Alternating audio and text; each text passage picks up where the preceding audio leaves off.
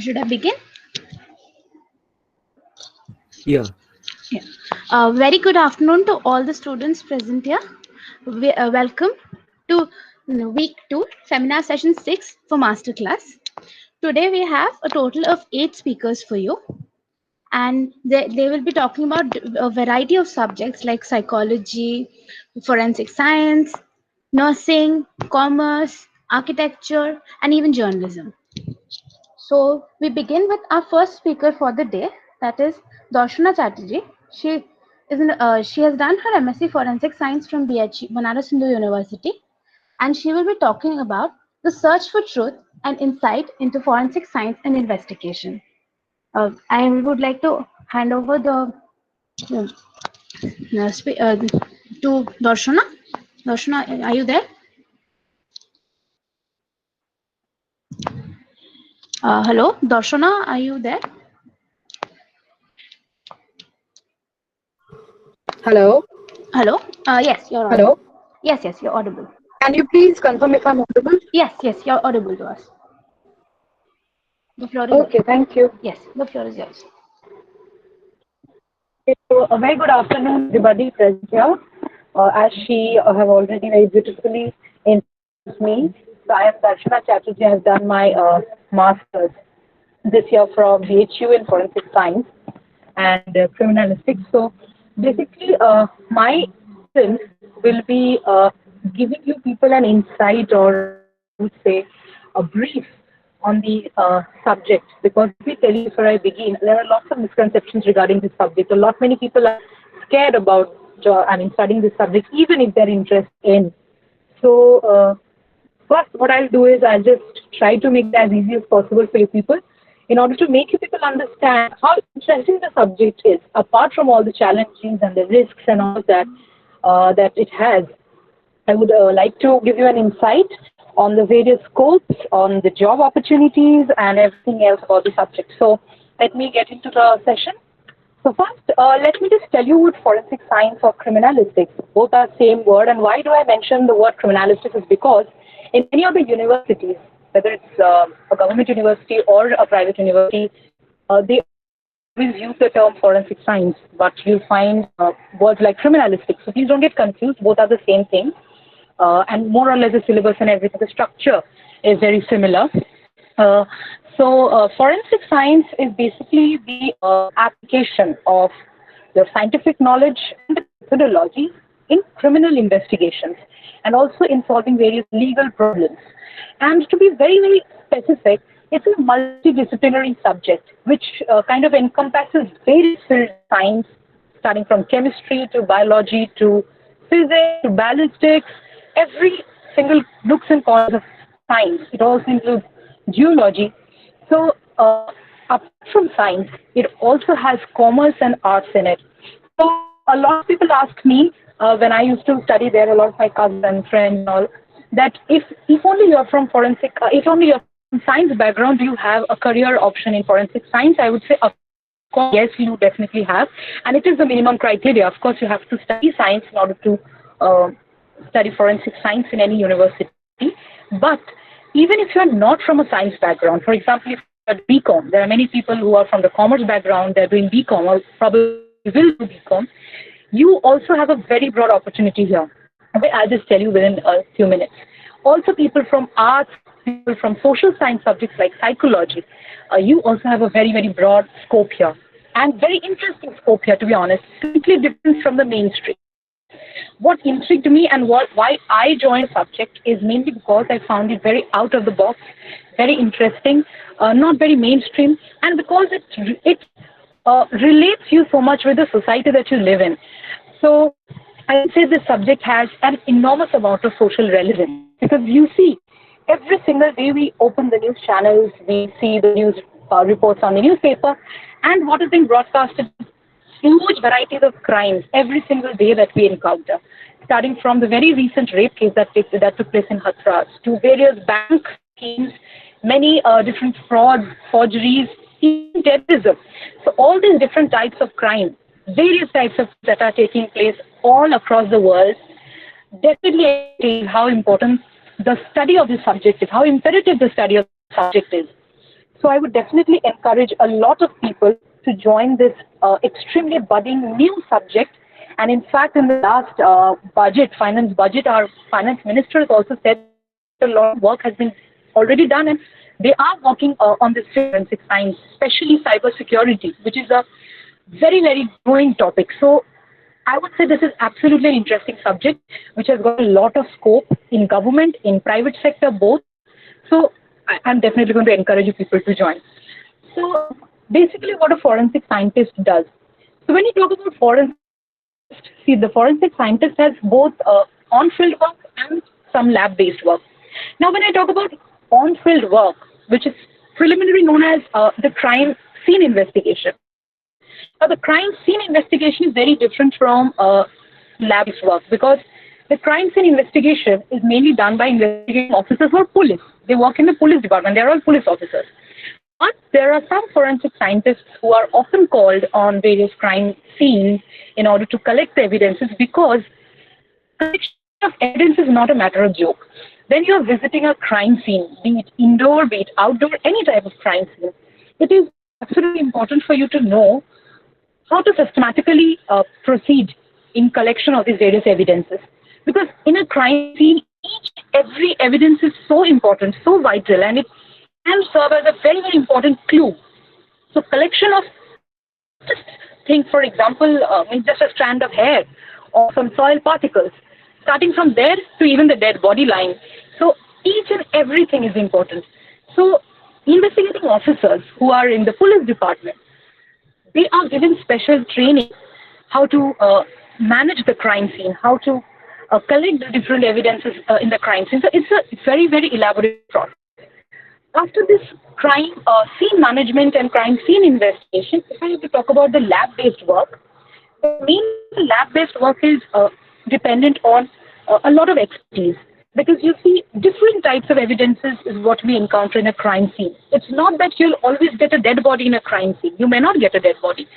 You can get different types of evidences. Like, for example, you can get some tablets lying here and there. You can get a gun. You can get some bullets. You can get blood. You can get hair strands, as I said. Many, many such different types of evidences are obtained from a crime scene. So all these are collected and then they are brought into various central and state government labs, but also different private agencies. They also have their private labs, so then they practice privately as well. So after the investigating officer collects all these evidences and bring them to this central forensic science laboratories or state labs, now comes the work of the forensic scientist. It is a forensic scientist who has to make a deal of whatever evidence they get from the investigating officer, make all the different analysis. For example, if you're getting some drug from the crime scene, some tablets, uh, it's the work of the forensic chemical analyst to find out the chemical composition of the drugs, whether it's a benzodiazepine, whether it's other sedatives and all. So the entire lab-based work is dependent on expertise. So basically what I want to highlight is, if you want to be a forensic scientist, especially in chemistry, analytical chemistry, you have a huge amount of scope. If you are good in analytical chemistry, or if you have interest in chemistry, but want to do something in the application-based work, right? Like there are many people who really want to pursue their career in academics, certainly, maybe because of many reasons. So for them, I would say it's a very good opportunity. Even after studying chemistry, like a mainstream chemistry, even after that, you can be recruited in these forensic laboratories as a chemical analyst. And they, like, of course, central government jobs or state government jobs pretty much secure, needless to say that. So this is just a single example I have given. There are innumerable such divisions in a forensic science laboratory, like division, then there is biology division, serology division, psychology, many, many such divisions. So I just gave you one example just to say that even if you're not studying forensic science, doesn't mean that you cannot get a job in this field. I mean, getting a job requires expertise, and if you are an expert in that field, you can apply for it. So this was basically the on-field and the lab-based. Uh, Now, what I want to say is about the degree. First of all, if you want to be an investigator, or if you want to be a forensic analyst or a scientist, you need to have certain things very clearly. First of all, you have to have a very, very active mind. mental dynamism is very important in forensic science because if you're absent-minded, you won't be able to solve the case. So I think that's really interesting because it helps in improving your skill, your knowledge, and a lot of your brain exercises. Secondly, after getting your degree, first of all, you can open your own forensic lab as well, your own forensic practice. You can practice as a private investigator also. And apart from that, of course, as the government already said, there are many detective agencies. There are banks, because in banks there are so many different types of frauds, like the credit card and debit card fraud. We come across all these uses so much. So in banks they recruit forensic officers. In many companies, let me tell you, forensic accountants are hired. So as I was telling you, if you're from a commerce background, you did not worry about getting something mandatorily in your field. I mean, you can do something different, like forensic accountants. Every single company hires forensic accountants. Now, depending on what kind of company it is, their requirements are different. But yes, I would say most of the companies, they want either cost accountants or chartered accountants as forensic accountants, and they are paid a very handsome amount of money because basic work of forensic accountant is to see whether the system of check and arithmetic accuracy of the books of account is maintained or not. Balancing everything, verifying the authenticity of the different transactions. That is their work. So if you're from a common, he can do that better than you. Of course, a person studying chemistry or biology won't be able to do. So for that, you need to be an expert in commerce. So you see, even commerce people have such a bright future in this field. Now, let me tell you that, as I was telling, it's not a branch or a discipline of science only, but it's a catch-all for various distinct branches. And there are various universities in India who offer certificate, bachelor, and master's courses in forensic science. After you complete, if you're studying exceptional and exclusive, if you're studying forensic science, after you complete your course, one C is done, you can go for a doctoral degree also. There are many people present who want to be a part of the government or the private sector, want to pursue their career in academics. So it's not that your option closes there. You pursue career in academics as well because, as I already said, forensic science is a growing subject. And let me tell you, I that within a period of say 10 years from now, many universities in our country providing this course because it's a very rising course, and with the ever increasing number of crimes and this subject is very important.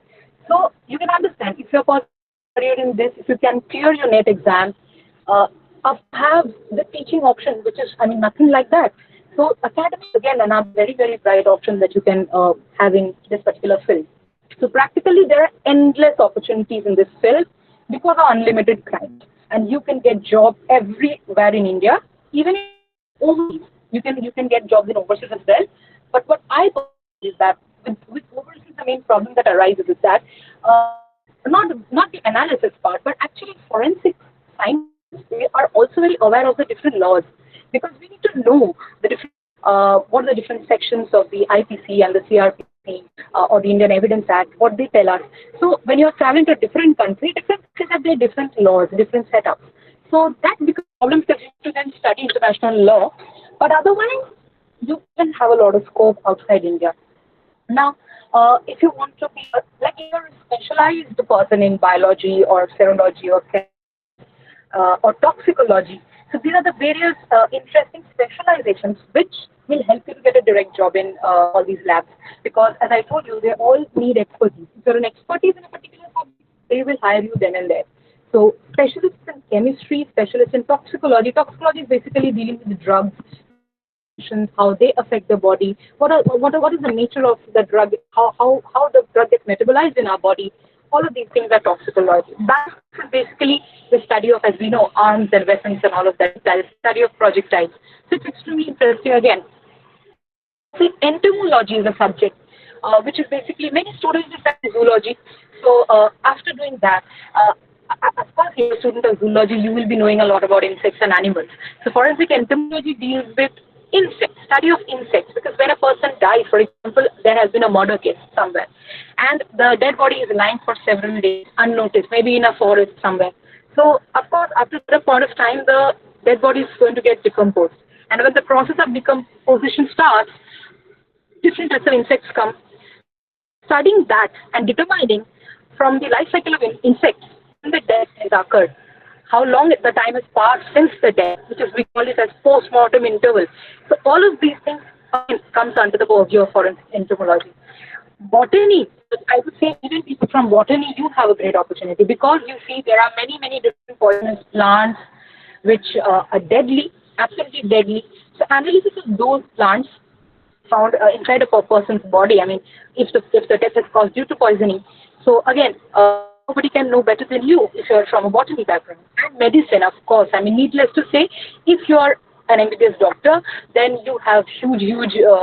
I mean, this is of course doctors not referring this much to be very honest, but of course, if a person is a forensic medicine specialist, then the post-mortem is of course I mean, they do the post-mortem. You're not allowed to touch the body unless you're a doctor. So, MBBS doctors, they perform the post-mortem in the mortuary. And after the post-mortem is done, then, I mean, they give the evidence and all, according to the need to the forensic scientist. They hand it over to the forensic scientist. So, in medicine, you have huge opportunity. For anthropometry, huge, huge. And also linguistics, let me tell you, if people are studying, say, English, there are many people who study English, communicative English, such different subjects from arts.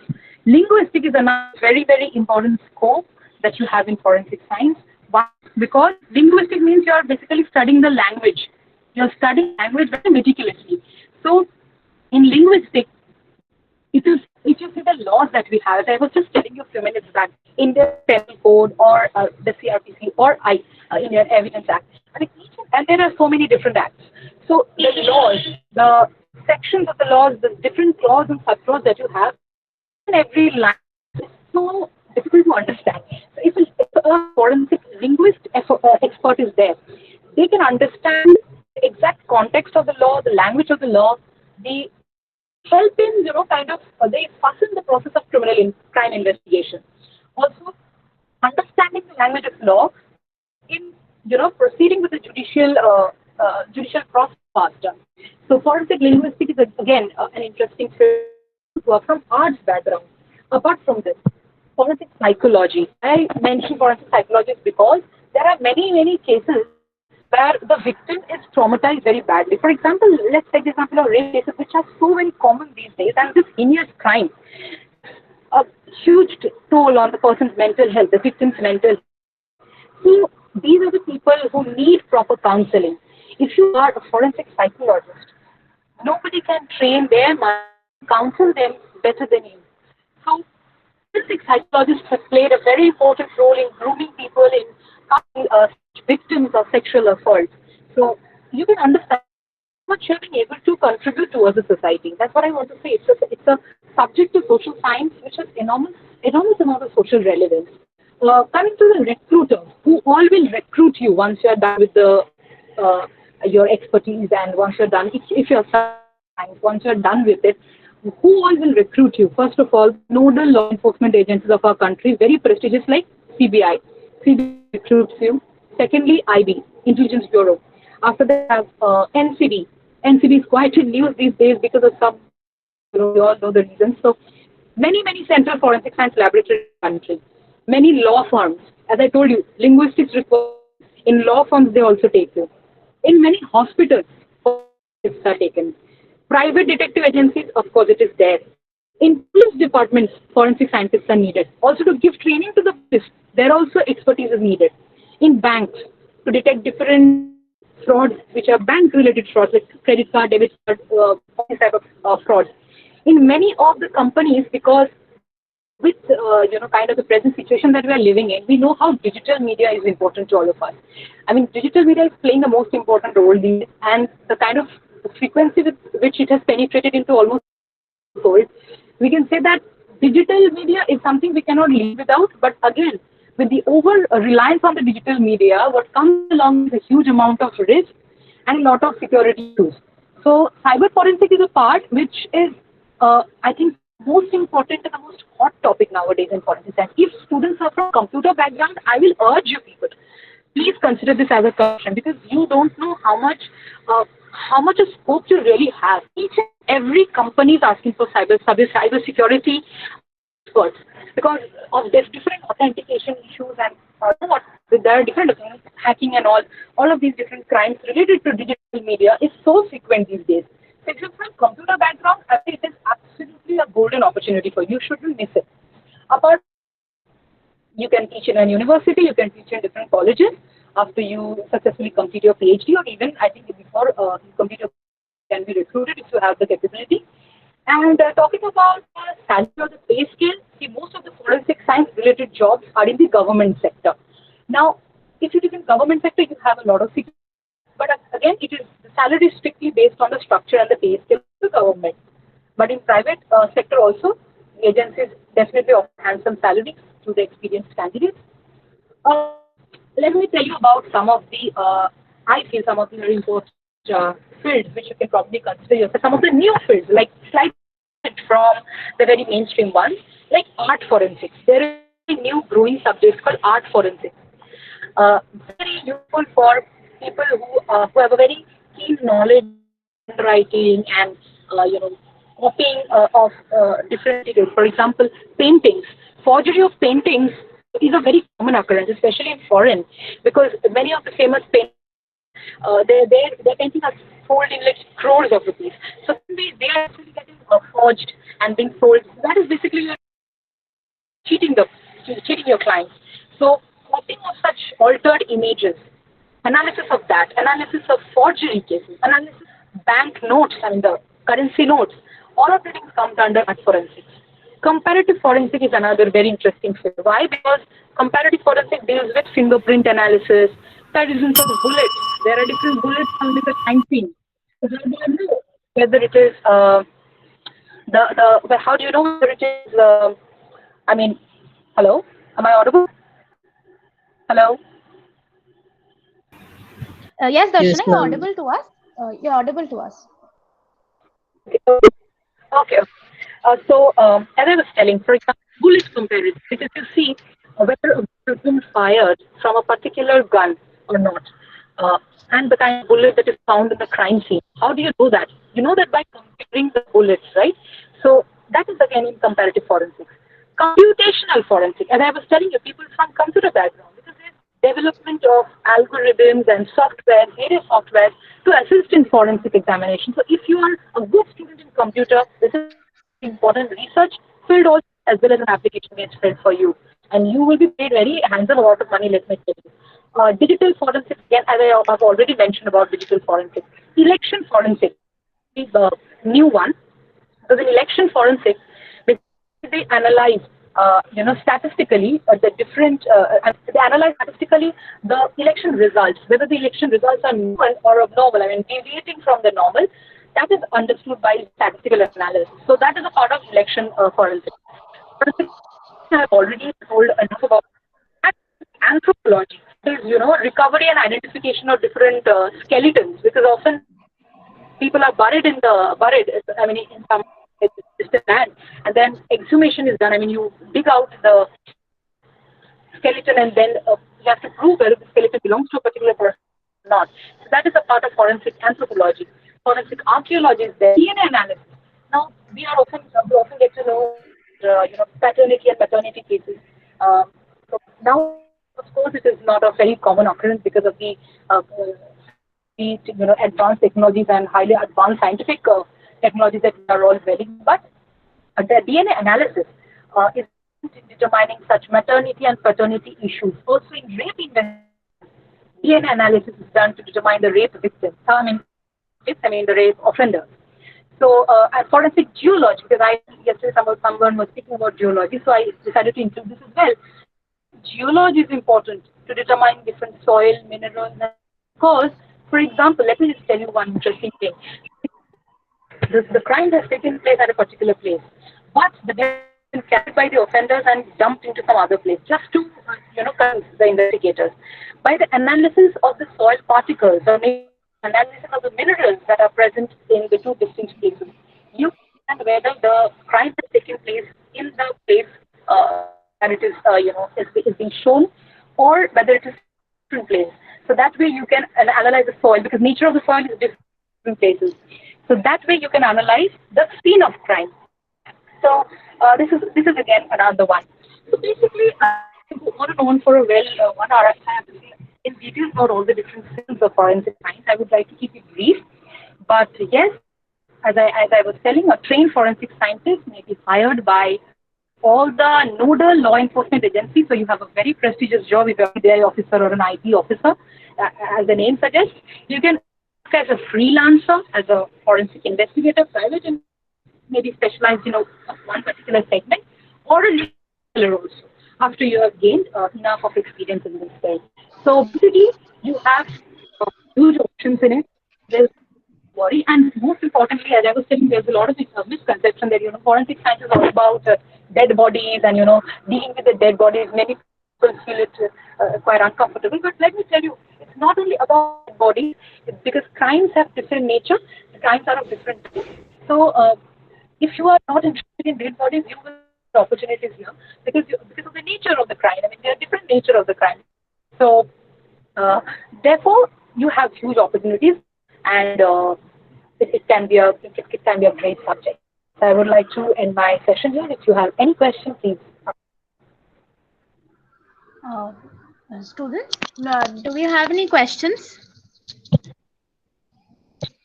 We would request the students to put in their questions in the chat box. Do we have any questions?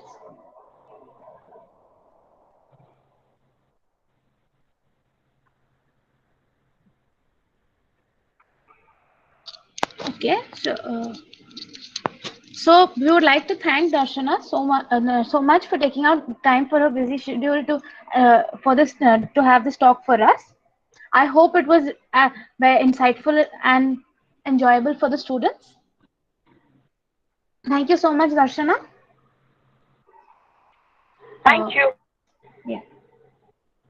Our next speaker for today is Jaismita Alexander. She has done her post graduation in journalism and mass comm from Calcutta University. She also is a content writer, and she will be telling you today about establishing a career in digital media. Jaishmita, are you there? Thank you. Yeah. Yeah, am I audible? Yes, you're audible to us. Thank you, Amrita. Thank you so much. Okay, so good evening, everyone. Uh, so, as you know, we are going to talk about digital media today. Before I begin explaining to you what exactly digital media is, I would like to first tell you the stream that you can select for digital media. So many of you, I assume that most of the students here are in between classes 9 to 12. So many of you might want to become a journalist in the future, but many people will be telling you that it's not an easy job. So there is another option for you, the ones who have a flair for writing or like reporting and like reading. So there is one more option for you, which is mass communication. Mass communication is another part of the journalism and mass communication uh, subject, which gives you a wide range of career options. It's not just about being a writer. It's not just about being a journalist.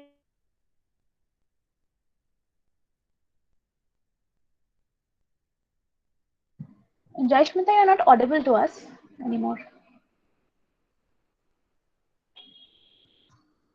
Hello?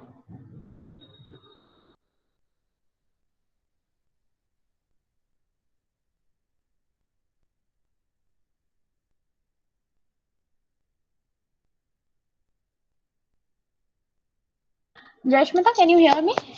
Uh,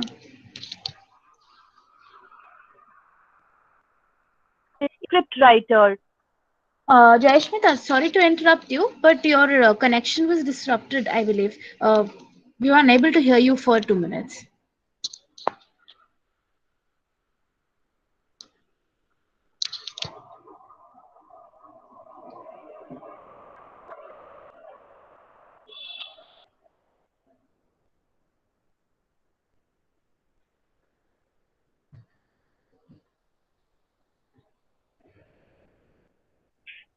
Yeah, is it okay now? Yeah, you're audible to us. Sorry, Yeah. before you continue, I'll just mention that we will be ringing a bell at 17 minutes just to let you know the timing. Okay, this is Right, for all the right. speakers. So how much did you hear? Could anyone please tell me? Uh, I think we were unable to hear the last 2 minutes. If you could repeat that.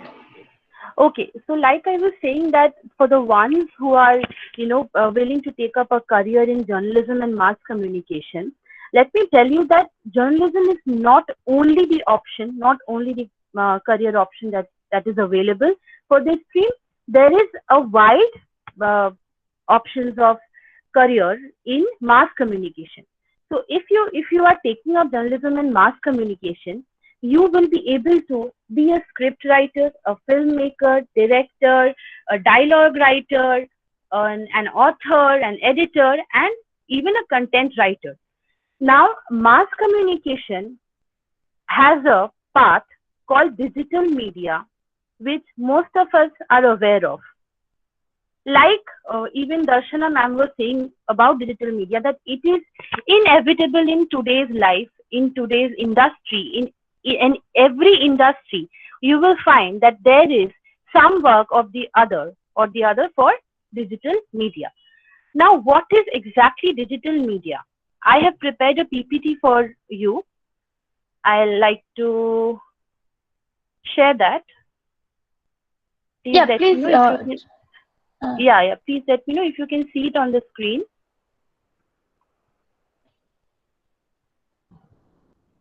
Is it visible?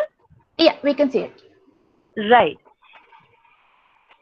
So first, coming to what is digital media.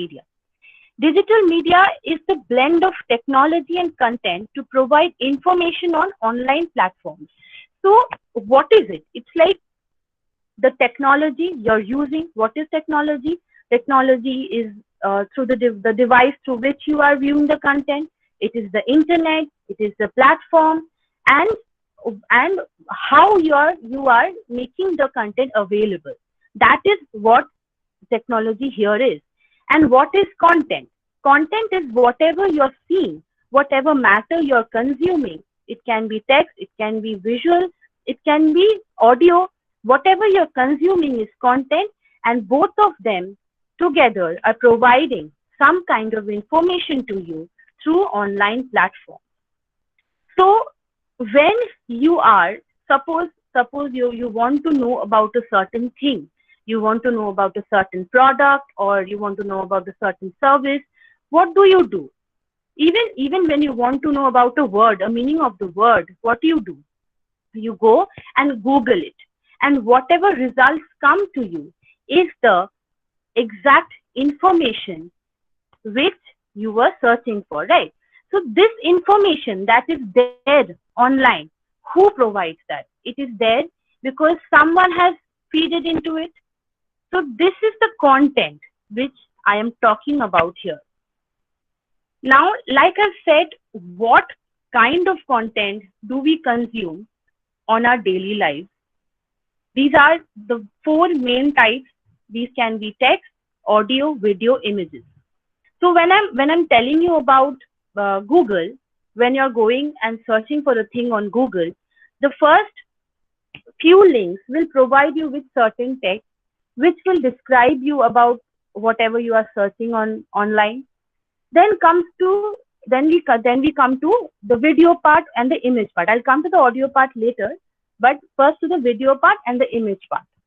Now, the significance of visual content is very important for digital media. Why so? Because whenever you are seeing something, when you're seeing something move on your screen and listening to the audio, which what exactly video is. Video is a blend of visual and audio content. So when you're viewing something on your phone and you're seeing it and you're able to hear it, that registers in your mind better and faster than what you read. So people are trying, the ones who are entering into businesses and companies who are launching new products, they are always trying to produce visual content so that it registers in the mind fast and the audience is able to consume the content faster. So does the image work here? So when you're seeing an ad, when you're going through your social medias, when you're going through Facebook, you will see there are many ads that come up. You will see that there is a picture which has some text in it and the product below, and the text on it is telling you what exactly the product does for you. Suppose when you're seeing an ad of a chocolate, you will see it is written it's this person dark, 50% or 70%, whatever it is. It is this person dark. It is a milk chocolate or white chocolate. Everything is written there. So that information is there with the image of the dark chocolate. So what intrigues you to buy the dark chocolate? It is the image. So what you do, you first see the image. If it is looking delicious, if it seems delicious to you, you want to know what kind of chocolate it is. Then you want to know what price it is. So image can be an infographic too. An image can give you information too. So it is not necessary that an image is just a picture of something or a picture of a food or a product without anything written on it. So image here I'm talking about both infographics and both photography. Now, today mainly I'm going to focus on the textual content part because this is one part of digital media which is for everyone. Even if you cannot pursue your career in mass communication or journalism, you can actually make a career out of this part of digital media. This is the textual content. Now, like in my introduction, Amrita said that I am also a content writer. So, what is this content writer word mean? A content writer is someone who provides this information. Whatever you read online comes through a content writer because someone is writing it, researching on the topic, and writing it. So, like you can see, it is written here, textual content is widely required across various platforms. The types of textual content are blogs, informative articles, descriptions, news articles, web page content, FAQs, reviews, and ad copy. Now, what are blogs? Many of you know the word blogging and blogger. You say that, this person is a blogger. This person is blogging on something. Blogging or blogs are basically texts that have a personal touch to it and is also at the same time giving you information about something. It can be a product, it can be a service, even it can be a review. A blog can be anything that comes from a writer with a personal touch, with his or her personal opinion. You will see that you might wonder actually that how do bloggers make money? Bloggers make money by reviewing things or promoting things on their individual blog, and they are paid for it. So this is how the blogging concept began back in 2008 probably, if I'm not wrong. The blogging concept began. Now coming to the informative article part. Now how is blogging or blogs different from informative articles? When it comes to blogging, I told you it has a personal touch. But when it comes to informative articles, these are highly informative, these are highly formal sounding. Every writing has a tone. So does this informative article has a tone, which is purely, when you read an informative article, you will understand that it is purely meant to give you information without any opinion related to it. There will be no opinion, there will be no personal touch in an informative article. Now coming to description. Now this is the most simple part of this whole content scenario. Descriptions can be the product features or the service characteristics, features, everything which you're describing is the descriptions that you need to write. Now, who needs these descriptions?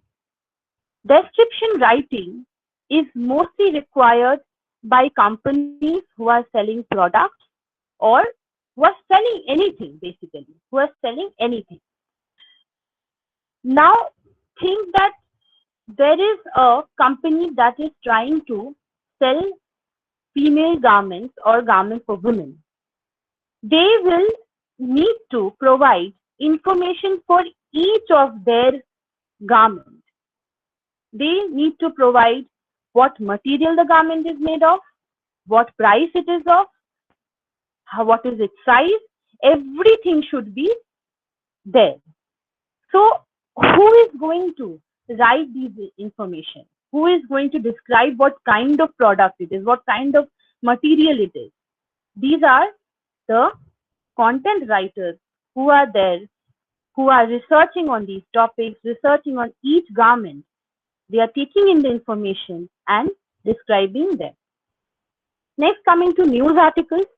News articles, you know that now, before we used to know only two kinds of media platforms. We only knew print media and the broadcasting media that we watch on TV, television channels that we used to watch. But now with digital media, a third platform, a third kind of media is has risen. So this media requires news articles. Now, if you ask any journalist that does your media house has a digital platform, he or she will tell you definitely they have. They will either have a web page, a website, or they will have a Facebook page, Twitter handle, anything, or they can have all of these. So these news articles are required there. There are many small news that do not make it to the main print version of the paper or do not make it to the headlines of the TV, but these news articles make their space into this platform. Now we will come to the web page content. Now you know that whatever business you want to set up, anyone who's going out to start a company, to start to establish a startup, that person will have to have a internet presence. An online presence is very important for every brand. So they will have a website. The website will tell people about their working, what they are doing, what kind of product they are selling, what kind of service they are providing. All these information that is there on the website is called the web page content. Now the FAQs. FAQs, many of you know about Reddit, about Quora. These are certain platforms where you will find thousands of FAQs. FAQs are frequently asked questions. So these questions are answered by content writers. There'll be many companies who would like to have a Quora account and would like to have their presence in the Quora platform. So they will ask you to provide answers to questions that are related to their products or services. Next come the reviews. Reviews, as you know, that review can be a review of any product, services, how it is. This is what basically review is. Even a book review is. I hope you all are very familiar with book reviews. Book reviews are how the book is, what is the story, etc. Ad copies. Ad copies are again, like I gave you an example of the chocolate ad. So even that information, the text that goes into the ad, is written by content writers. Now we are looking at the industries that use content for marketing. I'm not going to read out each industry because more or less every industry needs content, because the brand presence on an online platform has become a mandatory it's not an option anymore. It's very mandatory. It's a mandatory marketing strategy that every company, every industry must adopt. So from real estate to fast moving consumer goods to automobile industries to electronics, every industry has to consume content to make their online presence felt on the internet. Now, who is a content writer? Like I've told you, a person who is gathering all the information and in a specific style, Perfect. writing it with SEO keywords, making it making it reader friendly. Now, this word reader friendly is very important because when we are in school, we are told that use good vocabulary, good use flowery language.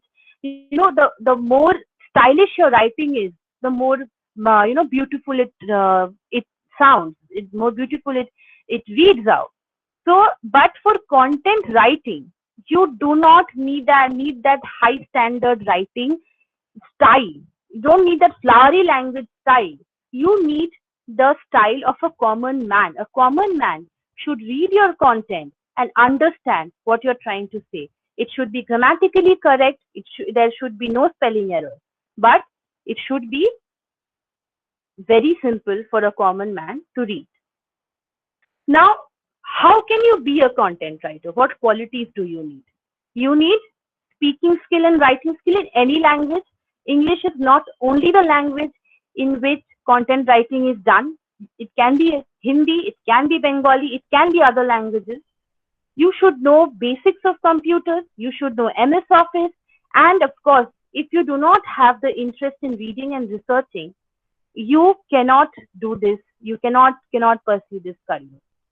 Also, typing speed.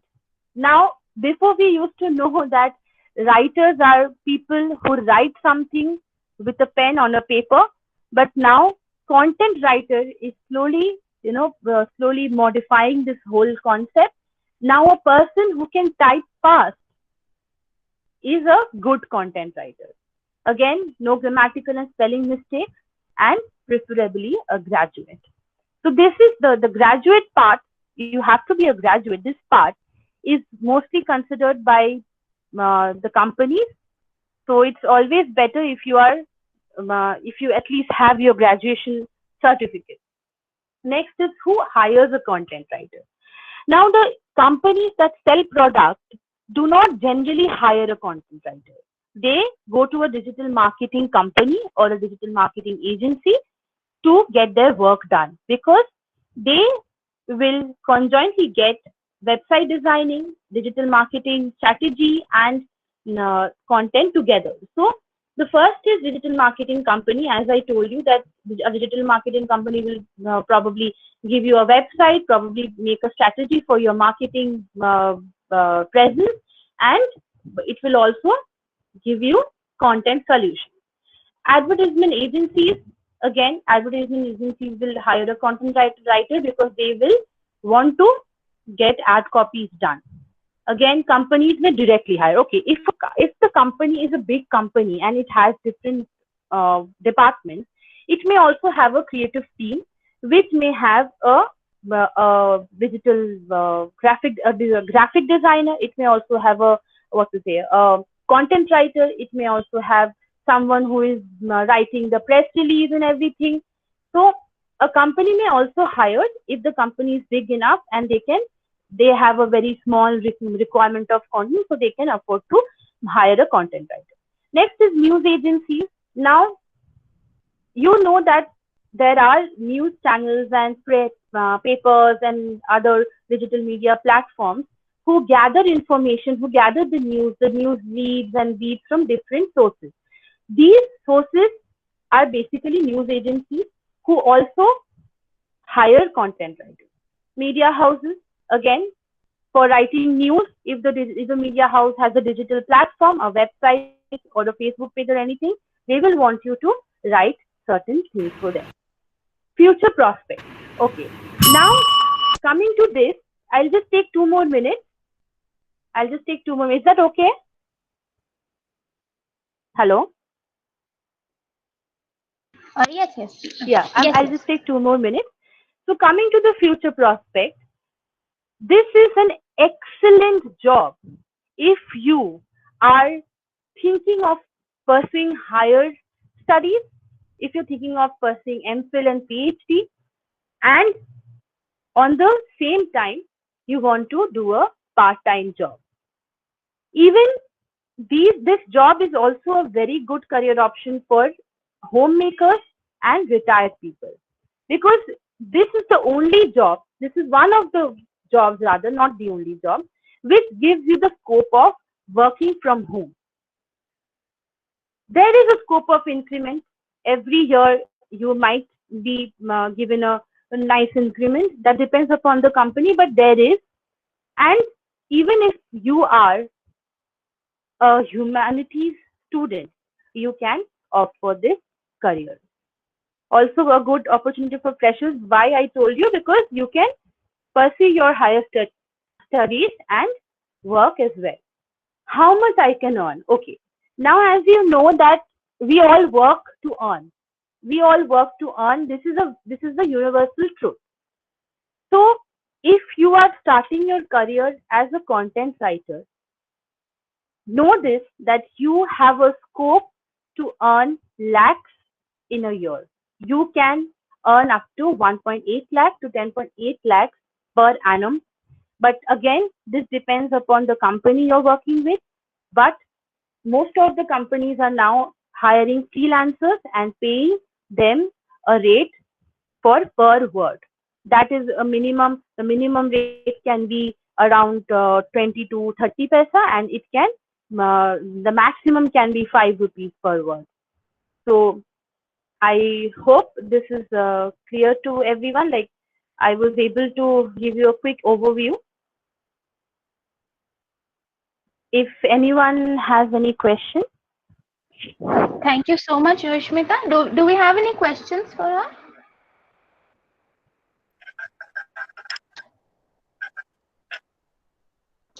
Hello, students. Do we have any questions?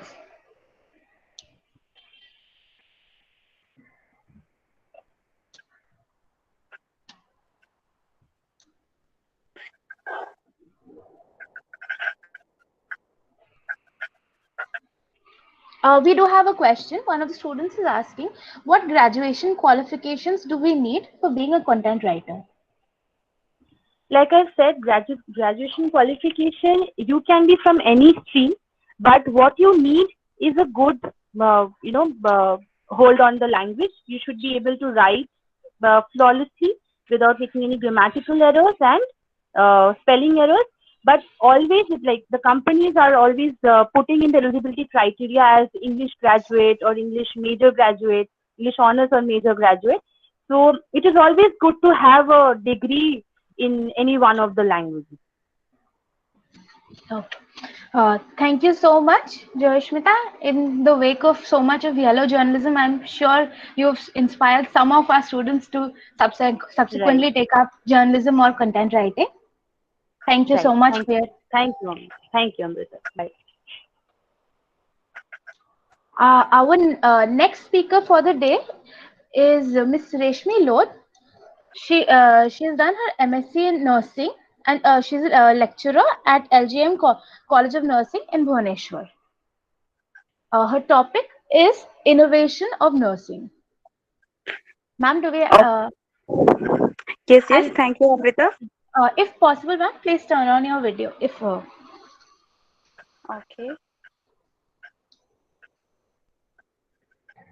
Thank you, Amrita. Thank you, ma'am. So, good evening, everybody present over here. So, like myself, Reshmi Lodh, lecturer in LGM College of Nursing, Bhubaneswar, Odisha. So, first of all, I like to say thank you to all the organizing committee. So, give me like a golden chance to express my view among you all about my profession. So, like today, like basically I'm here to like few discussion about the profession. So basically I am a nurse. Okay. So no, nursing, that is like noble profession, and I think that is like unique profession. And basically just nowadays all of you know about this pandemic situation like COVID-19. Okay. So basically nowadays all of you learn like doctor and nurses, they do their best, okay, to save our life. So basically now I also prepare one slide for all of you. So whenever you choose like your career, like any profession, like medical or engineering or any profession, first you have to like some brief idea about the profession. Okay. So in nursing profession, so I show some slide.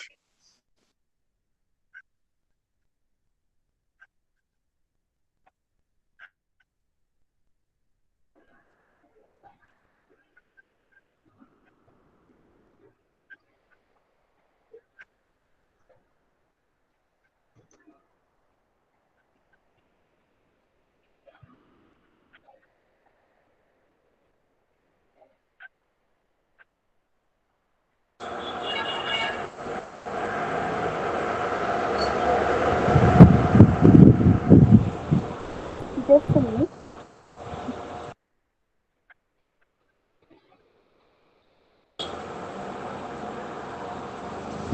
Okay, fine. So now, like I discussed about the nursing profession.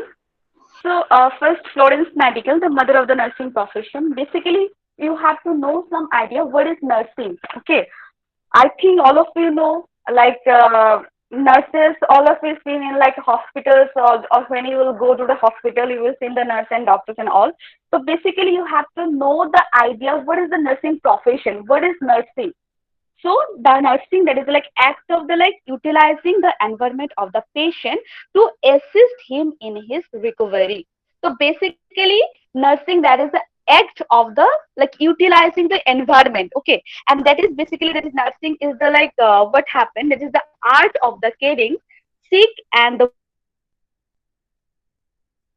well individual, and basically it refers to the dynamic skill and methods in the assisting sick and well individual in their recovery. Okay. So basically the various definitions also be there. So basically in the nursing profession, like huge scopes of the nursings are there. Okay. If we choose the nursing courses, there are various scopes are there. So specifically, like nurses provide care for the three types of the client. First one, it is the individual, family, and communities. Okay. So every field nursing, they are like nurses, they will do their best for save our life. Okay. So if you want, you have to like do something for the like individual or pupils, then you can choose the nursing field. Okay. So like basically, like for example, like first one is the promoting health and the wellness. Okay. So wellness, that is like state of the well-being. It means engaging in attitudes and behavior that enhance the quality of the life and maximize the personal potential. So basically, in case of the scopes of the nursing, so nurse provide the care in the three fields. First one is the like family, community, and the individuals. Okay. So first one, they have to like promote the health, prevent the disease, and care to the individual or the to any person. Okay. So nurses promote the wellness in the clients who are both healthy and ill. Okay. So this may involve like individual and community activities to enhance the healthy lifestyle. So various scopes are also be there, like such as improving the nutrition, physical fitness, and preventing the drug, alcohol misuse. So in various fields, the nurse can do their best. So, like preventing illness. Okay. So, the goal of the illness preventing program is to maintain the optimal health by preventing the disease. In the nursing activities that prevent the illness, that including like immunization, like prenatal activities, and the infant care. Infant, those are like 0 to 1 year of the age, baby. Okay. So, infant care and prevention of the like STD, that is the sexually transmitted disease, and all. Okay. So various field like, and the next one is the restoration the health. So like focuses on the ill client and it extends from the early detection of the disease. So the helping the client during the recovery period. This is like scopes of the nursing. Okay. So you know the various scopes of nursing are also be there. And basically like आप लोगों को ये जानना चाहिए like various like what are the courses including under the nursing profession. Okay. So nursing, let's say like the various courses also with there like ANM, like GNM, then BSc, then like MSc, then after that MPhil and PhD. So various courses also be there in under the nursing profession. So ANM, that is like auxiliary nurses midwifery, then GNM, that is like general nursing midwifery. If you like pass out, like if you completed your 12th, then you have to like join for GNM courses. And after that, like you have to like completion your 12th in the science stream, you have to directly join to the BSc, basic BSc nursing. Okay, so basic BSc nursing is a 4-year course duration, and after completed your BSc nursing with 1 year clinical experience or like teaching experience, you have to like join for a higher studies like masters in nursing. Okay, and after that you completed your master degree, you can do for the higher study like MPhil or PhD. So there are the huge scope of the nursing is also be there. बहुत सारा courses जो कि आप लोग join कर सकते हो. So like all of you like जो लोग आप लोग इधर हो, तो आप लोग को ऐसे नॉर्मली हो सकता है कि आप लोग अभी लाइक कंफ्यूज हो कि कौन सा करियर आप लोग के लिए बेस्ट होगा. ठीक है, तो बहुत मतलब जैसे कि बहुत सारा कोर्सेस वगैरह है इधर पे. तो लाइक अगर आप लोग को जैसे कि if you want to help the pupil, to help your nation, okay, so you can join the nurses and job opportunities also include under the nursing profession. Okay, so next I will tell the like what the like job opportunities also be including under the nursing profession. Okay, so in my topic that is like innovation of the nursing. So what is innovation? So innovation, that means that is like action of the like introducing the new method, idea, technology, okay, new materials that also be used under the like nursing profession and nursing education also. So like innovation, that is like defined as the generation of the new ideas or application of existing the ideas to a new situation, and that also resulting in the improvement in the organization. Okay, so innovation, that is like one of the like dynamic systemic process that like envision the new approaches to like clearing the education. So basically nowadays innovation in the nursing, that means like funding the new informatics, okay, new nursing informatics, and what is like better way of the promoting health, then prevention the disease and better the patient care. Okay, this also like including under the like innovation is creatively occurred in our nursing profession. So like what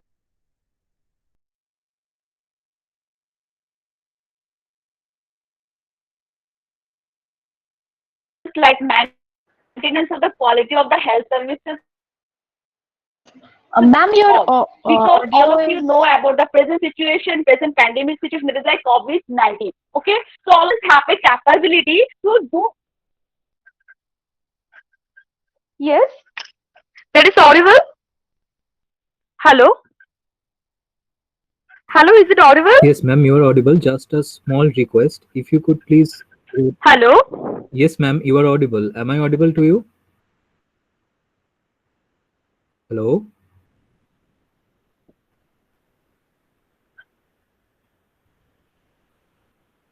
Hello? Hello, ma'am. Yes, yes, say something.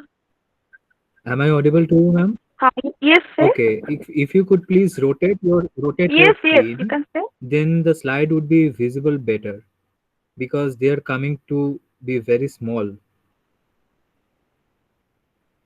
Can you please switch it to landscape Okay, mode? okay, okay, okay. I will try. Okay. Yes, okay, I will try.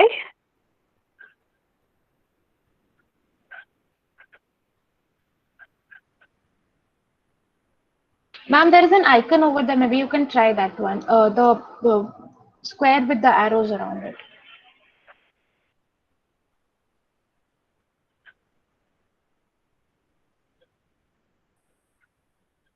And also request to all the distinguished Okay. guests who have joined this meeting.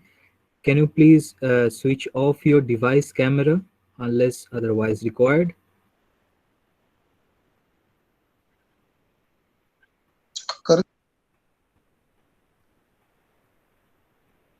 Is it okay? Yes, ma'am. Now it's fine.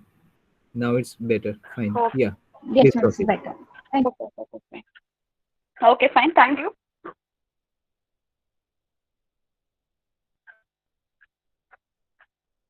So so there is a what are need of the innovation. So basically maintenance of the quality health services, quality care, then global workforce shortage, then growing the demand in the health services and all, then emerging clinical nursing specialists. So in this way, innovation is very much necessary in our nursing profession. So new idea, then new technology, and the various new things are also included under the nursing profession. So innovation in the nursing education. So after that, I will discuss the what are the innovation in the nursing educations and all. So first one, it is handle the computer in the nursing education. That also be nowadays in our modernization country. So nowadays new many things like nursing informatics, then e-learning, then telecommunication. Okay, so various things that also be included in the nursing profession. So video conferencing and web-based conferencing connect the student and education across the distance. Okay. So nowadays in this pandemic situation, we also join the Google Meet and Zoom for the classes and all. So basically the next one, that is the service e-learning, then tele-teaching, micro-teaching. So nursing informatics that also can be included in the nursing. And then next, that is computer assistance, then wireless technology. So computer assistant included under the maintenance of the health records, then health security card, use of the robot. Okay. Then in nowadays, robots use is also mandatory. Okay. So basically, in the many hospitals, robots are also being used for administer the medication and also and all. And then next one, that is wireless technology, direct and accurate communication between the nurse and the physician. So, the next one, that is a very important thing, that is evidence-based practice. Okay, as a nurse, you have to choose the nursing profession. You have some idea. Okay, you have some knowledge. What is evidence-based practice and all. Okay, so in this way, it is a combination of the professional expertise with available evidence to promote the practice that lead a positive outcome for the client. So various steps also be included under the evidence-based practice. So how to care to the patient, how to effective care to the patient, how to promoting the health, how to restoration the health. So this all way you have to learn all these things in the nursing field. Okay, and then infection control. So to identify the available resources which in the hospital while maintaining the good patient care. And infection control has become the paramount importance because like uh, in nowadays sanitization, okay, personal hygiene maintenance. So infection control is very much important in our daily life also. So this way, these are the various what job description, then procedure manuals, trial system. Okay, that is emergency system, mandatory also be used in the hospitals and all. So basically, these the necessary new technology, new ideas that also be included in under the nursing profession. Okay, so next I will discuss the roles and function of the nurse caregiver. Okay, so you have some knowledge what is the role as a nurse. If you choose the nursing career, you have to know what is the responsibility of the nurses and all. So what is the roles and function of the nursing caregiver? First one is the caregiver, okay, and second one is the communicator. So communicator, that is integral to the all the nursing role, and the nurse communicate with the client, then support the person. Support means you have to provide the psychological support to the patient. Okay, so you have to choose a clinical field for job. So obviously you have to provide psychological support to the patient. Okay, and also next one is the teacher. Okay, so as a teacher, the nurse, they help the client to learn about their health and the healthcare procedure they need to be performed. You teach the patient. Okay, and next that is client advocate.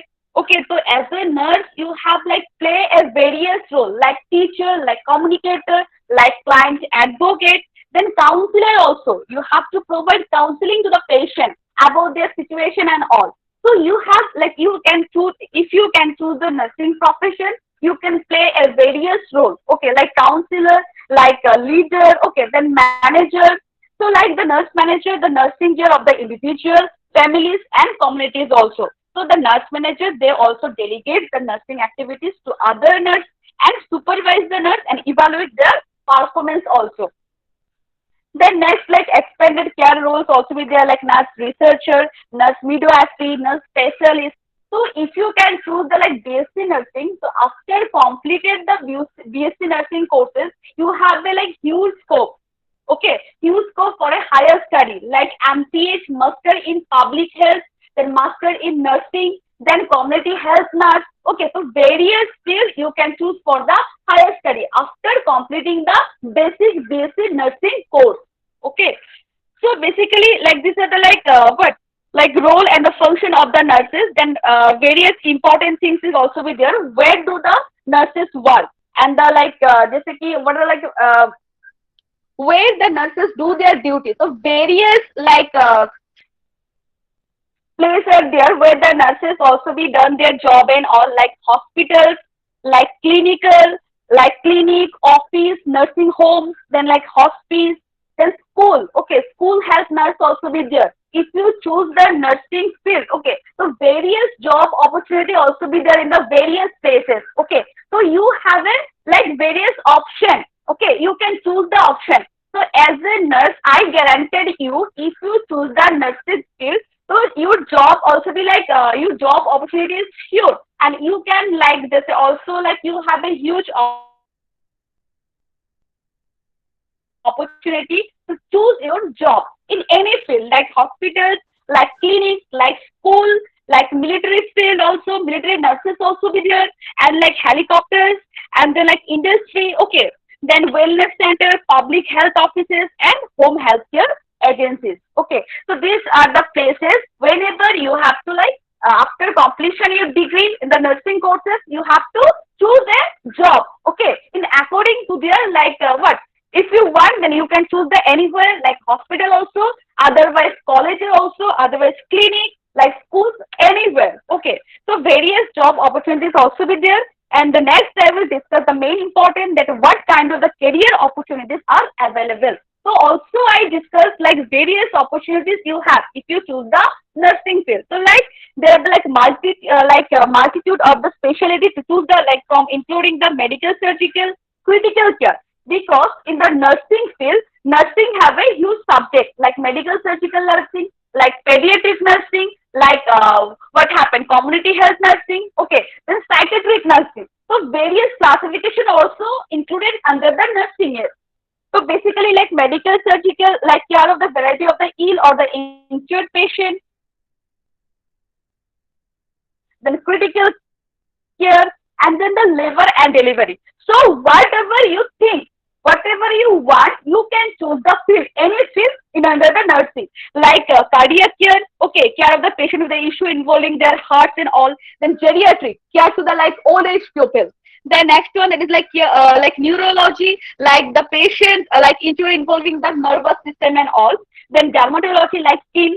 Then orthopedics, and then like anesthesia care unit also, and then like OR, that is the like operating room. Okay, then OT, then like care of the patient in the operating room during the surgical procedure. Like you have to choose like OT technique, like OT specialist also. So various huge job opportunities also be there if you can choose the nursing field.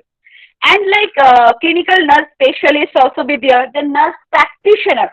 Okay, so nurse practitioner means if you have a BSc degree and after that you completed the like masters and PhD, then like you have like any of the like specialist course under the like medical, surgical or pediatric, then you have to diagnose and treat a wide variety of the patient. Okay, like community health nurse. Then like research, like involving with the research studies to increase the knowledge base of the nursing profession.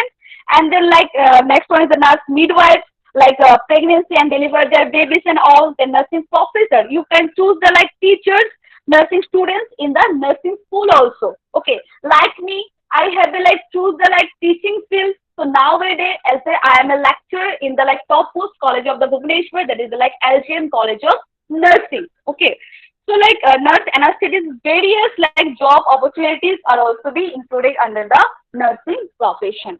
Okay, so I have a like very small time to tell about you because various things, there are so many things like into the like nursing profession. So like So basically, like I conclude my topic nowadays. So like repeatedly, like I tell you all, if you think, if you want, you can do like something for your nation, if you can do like something for the individual, okay, then you can choose for the nursing field. And I can suggest, if you like uh, join in the nursing courses and all, you can like you have, if you have any query, you can ask me any question, okay. And one of the like in my college, like LGM, Lord Jagannath Missions College of Nursing, if you have like if you want to join in our college, like you can also contact me, okay. So like nursing, last but not least, but I concluded my topic. So nursing, like that has like had a significant effect on the pupil life, okay. So basically, as a rapid change continues to transfer the profession of the nursing and healthcare system.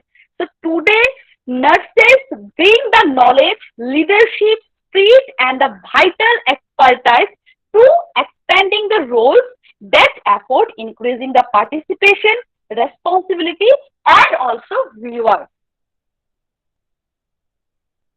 Okay.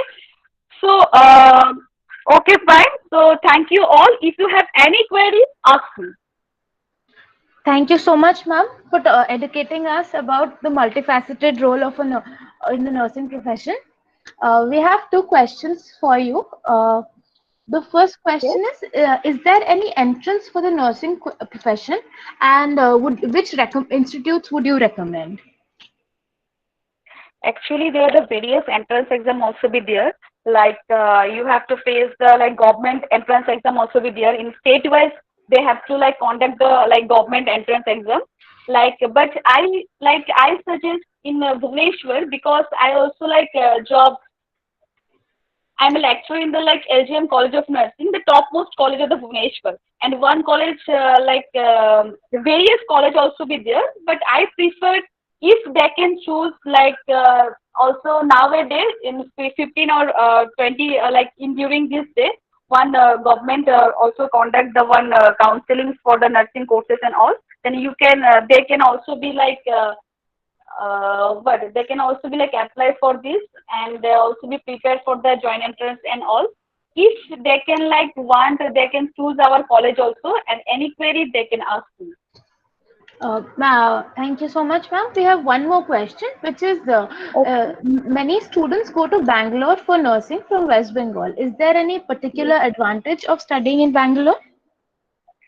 Not at all, because there is like no advantages, but Bangalore or otherwise Orissa or otherwise Northeast, Assam, Guwahati.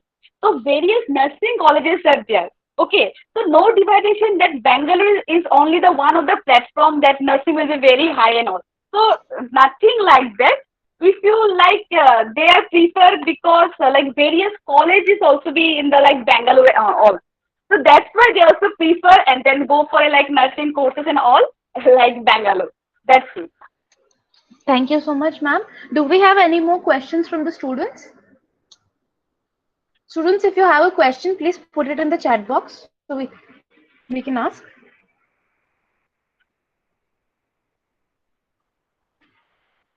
I believe there are no more questions from the students. Thank you, ma'am. Thank you so much for your time and for preparing such an informative presentation for us. Thank you, Amrita, and once again, thank you all for listening me carefully, and also thanks to the like organizing committee to such a beautiful program like you all of you organized. So thank you all. Thank you so much, ma'am. Uh, Moving on, our next speaker for today is CA Aniruddha Suresh Rathi. He is a chartered accountant, and the his title for today's presentation is "Save Money, and then Money Will Save You." I hand over the floor to Mr. Aniruddha Suresh Rathi. So, are you here? Yes, yes, yes, I'm here. Yeah. Thank you, sir. Yeah, Please yeah. So continue. first, So just before you begin, we will yeah, be ringing a bell at 17 minutes just to indicate the timing for you. perfect, Thank you. perfect. Yes, yeah, Okay. Please continue. Thank you. yeah. Firstly, thank you for giving me this opportunity to present before all of you this wonderful and very important session. I welcome you all to this beautiful evening. Firstly, everyone is saying about career today, but for a change, I'm not going to tell you anything about career. But most importantly, after choosing any kind of career, you will be earning money. आप पैसे कमाओगे. तो to earn after earning that money आप वो पैसा सही जगह पे सेव होना चाहिए and that is why my topic is save money and then this money will save you. तो सेविंग्स बोलते ही काफी क्वेश्चंस आते हैं that where to invest, what to invest, how much to invest, when to invest.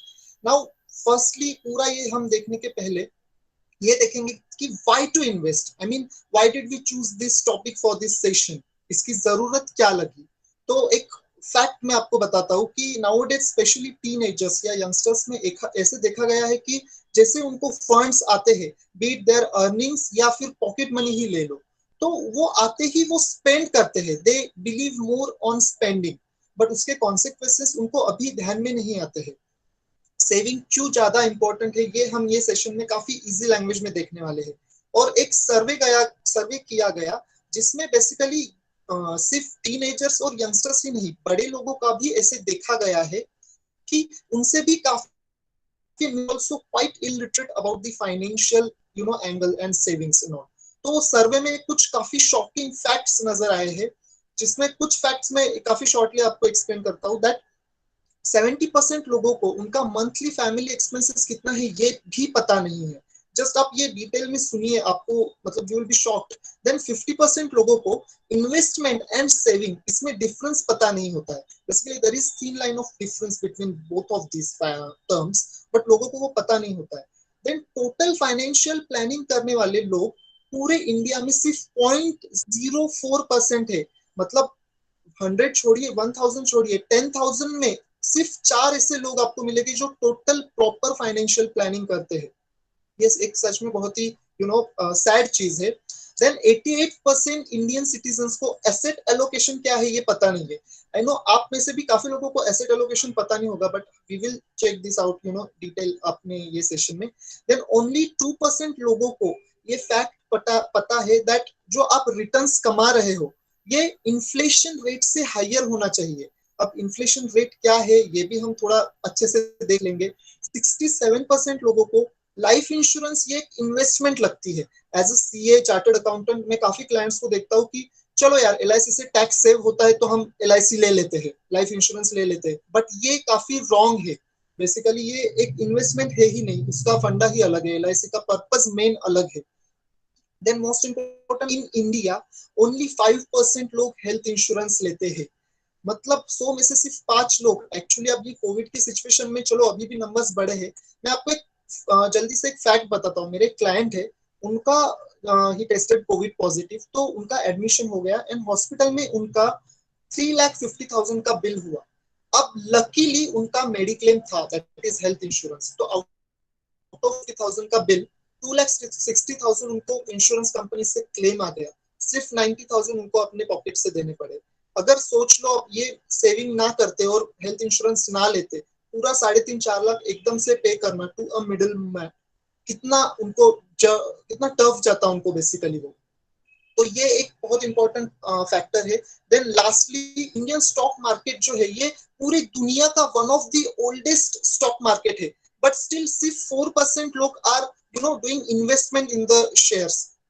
तो मैं I am talking about investment, not trading. Trading तो काफी लोग करते हैं, पैसे भी गवाते हैं उसमें, but over the period of time 16% इतना रिटर्न दिया है स्टॉक मार्केट ने. बट स्टिल लास्ट 37 इयर्स में इतना रिटर्न देने के बावजूद लोग इसको गैम्बलिंग समझते हैं.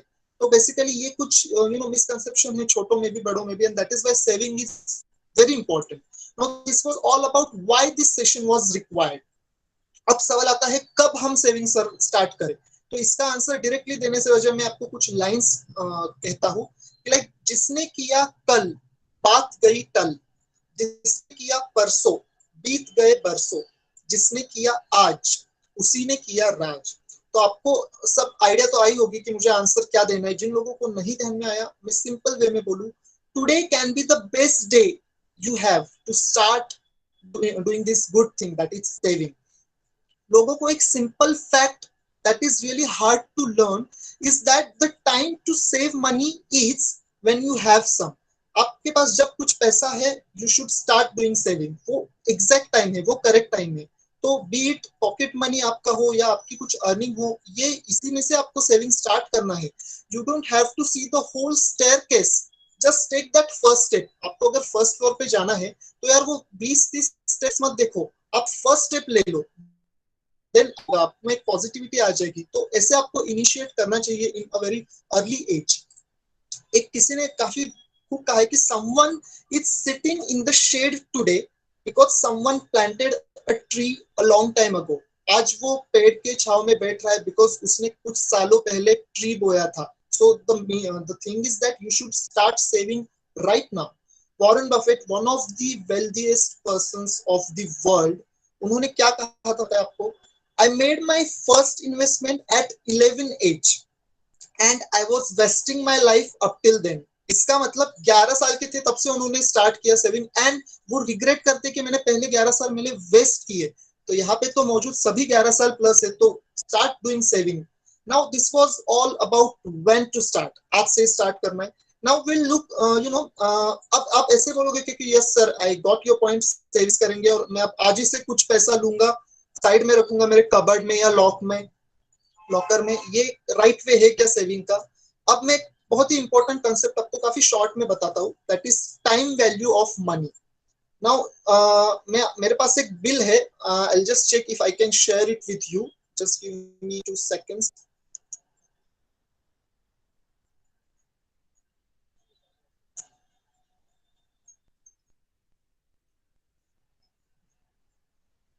Okay, fine, there is something. So anyway, I'll just brief you what I'm having right now. मेरे पास एक इनवॉइस है 1963 ईयर का, जिसमें 5 लीटर पेट्रोल का बिल है. उसकी कॉस्ट है फ्रेंड्स 3 रुपीज, मतलब 72 पैसे पर लीटर. अब उसकी कॉस्ट कितनी है? 72 रुपीज भी नहीं है, फॉर योर इन्फॉर्मेशन. तो बेसिकली इससे आप टाइम वैल्यू ऑफ मनी का फंडा आप ध्यान में ले सकते हो. यही क्या आप आपके पेरेंट्स को या बड़ों को पूछ लो कि जब वो मूवी टिकट्स देखते थे उनके टाइम थिएटर में जाके, तब मूवी टिकट था, let me tell you, the rate was 50 to 60 पैसा, और आज 50 to 60 रुपीज भी नहीं है. कोई भी आप नॉर्मल मल्टीप्लेक्स में जाओ या किस कहाँ पे भी जाओ, this is the fact, this is what we call as time value of money. और अब लाइव एग्जांपल लेना है तो गोल्ड का ले लो. Before few months it was ranging around 32,000 और अभी वो 55,000 तक टच हुआ. दिस इज व्हाट, ये तो कितना शॉर्ट पीरियड में स्पैन हुआ है. कोई अगर सेविंग करके गोल्ड में इन्वेस्ट करता तो आज उसकी कितनी इंक्रीमेंट होती या उसका फंड कितना बढ़ जाता था. और अब ये कैश कबर्ड या लॉकर में रखने का नाम है. आपको एक फैक्ट बताता हूँ. अनफॉर्चुनेटली कुछ सालों पहले लॉकडाउन हुआ था और मेरे one of the professional friends है या प्रोफेशनल क्लाइंट्स भी है वो, तो उन्होंने ऐसे ही, उनको पता नहीं था बट उनके ब्रीफकेस में उन्होंने रख दी थी कैश, उनकी क्लाइंट की आई हुई थी. एंड देन उनको आफ्टर फ्यू मंथ्स वो रिकॉग्नाइज हुआ कि शिट, ये मेरे पास कैश है. उन्होंने खोल के देखा तो 500 के ओल्ड नोट्स थे अमाउंटिंग टू ₹10,000. और तब तक वो डेट सब निकल गए थे जब तक आप अकाउंट में डालो, आप डिपॉजिट कर सकते हो ना. तो उन्होंने मुझे कॉल किया, यार सर अब क्या करें. मैंने बोला अब 2 ही ऑप्शन है आपके पास. वो बहुत हैप्पी हो गए, यार come on 2 option.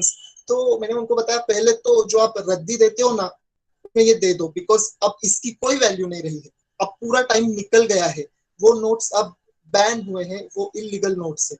Second way वो मैंने बताया उनको कि या तो आप नोट वो संभल के रखो और आपकी आने वाली पीढ़ी को वो एक गाइड करो या एडवाइस दो कि देखो ये नोट हमारी पुरानी ऐसी थी, एंड मोस्ट इम्पोर्टेंटली ये नोट्स ऐसे कैश आइडल कबर्ड में या लॉकर में नहीं रखना चाहिए, क्योंकि वो ग्रो तो होने वाले है नहीं. फिर टाइम वैल्यू ऑफ मनी से आप कैसे कॉम्पीट कर पाओगे basically. And most importantly Buffett जो है, वॉरेन बफेट, उनके ओनली 2 रूल्स ऑफ इन्वेस्टिंग है, या ठीक से सुनिएगा. वो कहते हैं rule number 1, never lose money, and rule number 2, rule number 1. तो बेसिकली उनका फंडा यही था कि उनको पैसे लूज करने ही नहीं है. अब मैं आपको कुछ स्मार्ट सेविंग टिप्स काफी जल्दी इसमें बता देता हूँ, सो दैट आपको काफी यूजफुल रहेगा वो.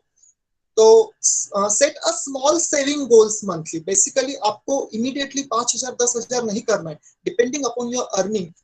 स्टार्ट विथ ₹500, नो मैटर, आपको धीरे धीरे वो बढ़ाना है. तो आप छोटे छोटे अमाउंट से स्टार्ट कीजिए.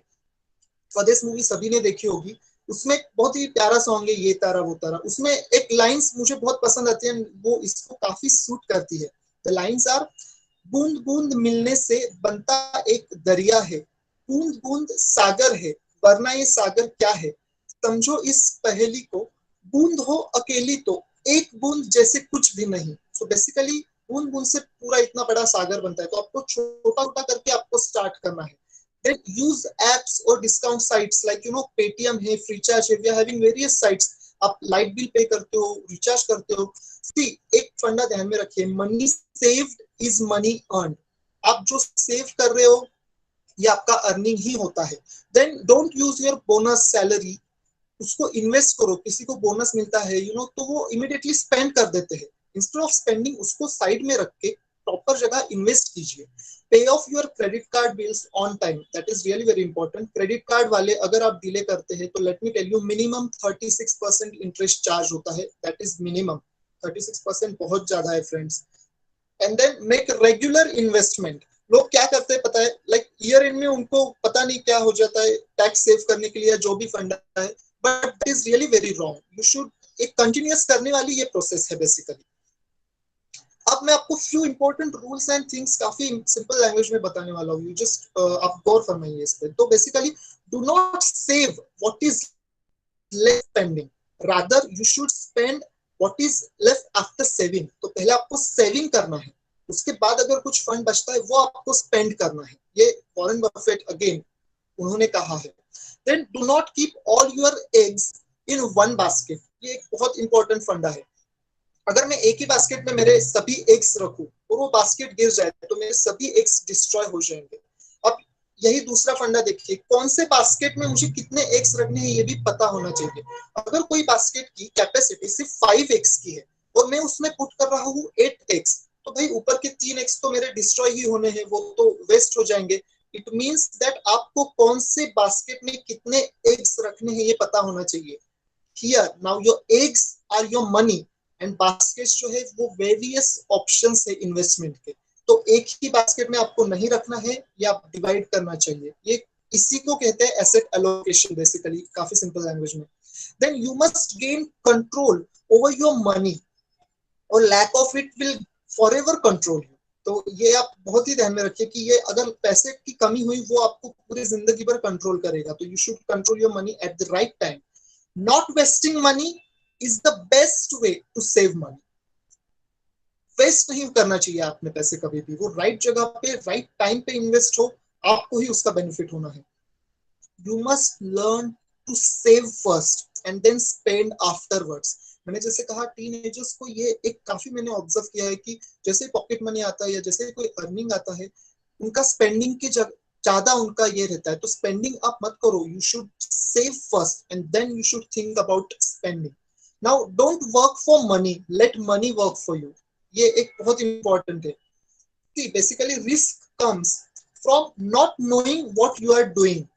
आपको पता होना चाहिए आप क्या कर रहे हो। मैं एग्जांपल देता हूँ, खास करके गुजरात वगैरह एरिया में ना जो स्टॉक मार्केट है, शेयर मार्केट, उसका एडवाइजरी काफी कॉल्स आते हैं।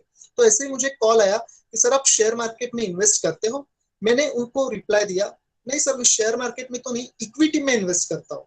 तो उन्होंने क्या रिप्लाई दिया मुझे पता है। अब शेयर मार्केट और इक्विटी एक ही रहता है, बट स्टिल उन्होंने क्या किया, ओ सर आप इक्विटी में करते हो, देखो ना सर थोड़ा शेयर मार्केट में करके देखो, बहुत पैसा है इसमें। अब मुझे एक बात बताइए फ्रेंड्स, इन लोगों को स्टॉक या शेयर मार्केट और इक्विटी एक ही है ये भी पता नहीं, ये हमें क्या एडवाइस देंगे। तो basically risk comes from not knowing what you are doing. आपको जो पता है वो आप करना चाहिए। Never depend on single income, make investment to create a second source.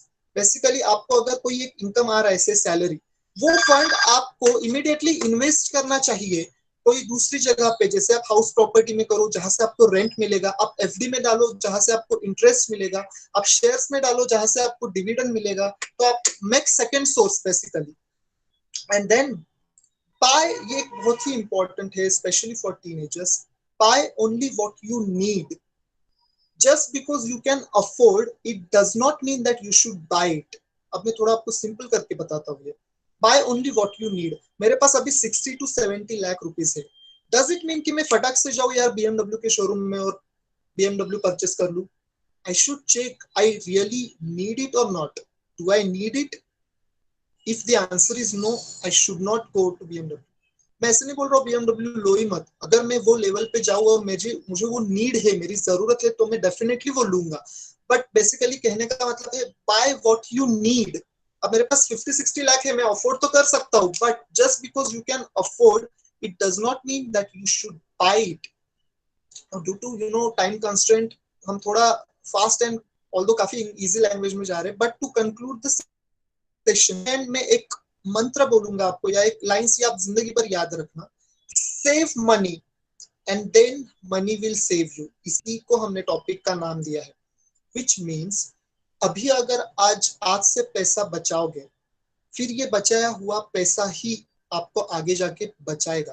Basically saving एक बहुत इंपॉर्टेंट चीज है, और टीनेजर्स में या यंगस्टर्स में और यहाँ तक काफी बड़े लोगों में भी हमें ये पाया गया है कि सेविंग को या तो उनको वो फंडा ही पता नहीं है, या फिर बाद में वो फिर रिग्रेट. बेसिकली ये एक अप रूल ध्यान में रखना है आपको. Save money and then only money will save you. ये बचाया हुआ पैसा ही आपको बचाने वाला है आगे. और आप जितना अर्ली सेविंग स्टार्ट करोगे, उतना आपके लिए, आपके फैमिली के लिए बेहतर होगा.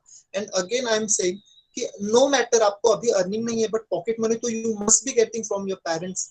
तो वहां से आप सेविंग स्टार्ट कीजिए. 5,000 पॉकेट मनी आ रहा है, फाइन.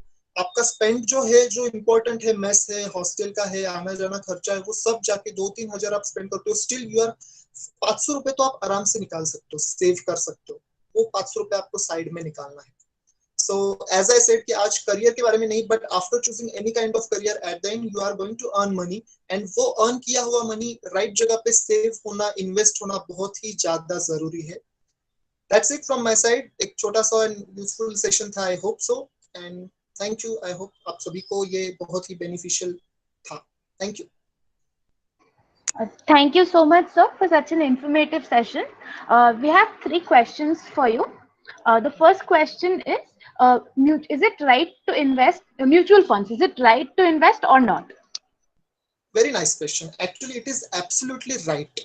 आप अगर देखोगे ना, ये एडवर्टीजमेंट आ रही है, गवर्नमेंट भी कर रही है म्यूचुअल फंड का. म्यूचुअल फंड एडवर्टीजमेंट है. तो at the end to answer the question, mutual fund बिल्कुल एक प्रॉपर है. Obviously it is linked with share market equity, तो उसमें रिस्क इन्वॉल्व है, but at this young age we can definitely think to invest in mutual fund. Definitely. So the next question is, could you tell us a little more about preparation and sitting for exams for CA? Yeah. Absolutely. See, basically, it is suggested to take commerce background, obviously, after your 10th. But मैं again आपको बोल देता हूँ कि मेरे पास काफी ऐसे examples थे who took science but again they shifted to CA and they are chartered accountants right now. तो ऐसे कुछ रूल नहीं है, बट प्रेफरेबली आप कॉमर्स को जाए अगर आपका माइंड सेट है CA ही करना है आपको. एंड अब स्ट्रक्चर ऐसा है कि after your 12th you need to get registered with institute ICAI. फिर वो 3 एग्जाम्स में डिवाइडेड है CA कोर्स बेसिकली, एंड वो अराउंड 3.5 से 4 साल लग जाते हैं आपको अगर आप फर्स्ट अटेम्प्ट में क्लियर हो जाओ CA. तो ये ओवरऑल पैटर्न है CA कोर्स का. Okay, sir. This is the question which I have. मैंने ये कहीं पढ़ा था that they say that if you have an income amount जो है, तो उसमें से आपको अराउंड लाइक 30% आपका मंथली जो खर्चा है, मतलब घर का जो खर्चा है उसमें जा रहा है. 50% आपको सेव करना चाहिए और 20% यूज करना चाहिए in any kind of luxury expense और लाइक एक्सेट्रा. आपका इस बारे में क्या कहना है? नहीं, सी बेसिकली लग्जरियस लाइफ ये तो पर्सनल टू पर्सन वेरी होगा, बट मैं एक कहूंगा even if you spend on luxury life, जैसे हम भी करते हैं स्पेंड, हम कार्स लेते हैं या क्लोथिंग लेते हैं, बट मोस्ट इम्पोर्टेंटली जो है उसका मिनिमम 10% आपको इन्वेस्ट करना चाहिए. Minimum I am telling you. कम से कम अगर मैं 1 लाख कर रहा हूँ इन अ मंथ, 10,000 में इन्वेस्ट या सेव करना ही चाहिए. This is minimum. अगर हम ज्यादा कर रहे हो तो दैट इज तो great. Okay, sir. Thank you so much, sir. Thank you for that was really informative. I'm sure आपके उससे काफी स्टूडेंट्स को सेविंग्स के बारे में बहुत कुछ जानने को मिला होगा. Thank you so much. Yeah, yes, most welcome. Thank you. We're moving on to our next speaker, that is Anwesha Paul Chowdhury. Ma'am, are you here? Uh, Hello.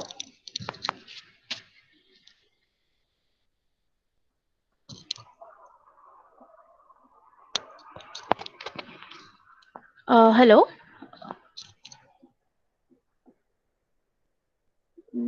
Do we have the next speaker?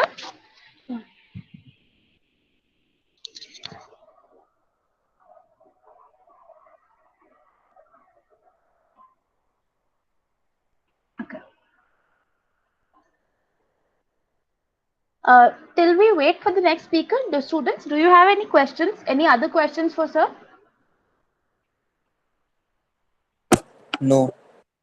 Okay. Okay, that's okay. Just a minute, the next speaker will be joining. Till she joins, let me tell you about the next speaker. Anwesha Paul Chowdhury. She has done her bachelor's in architecture, and she's an architect in Shelter. Her topic is stepping ahead with architecture. Anwesha, are you there?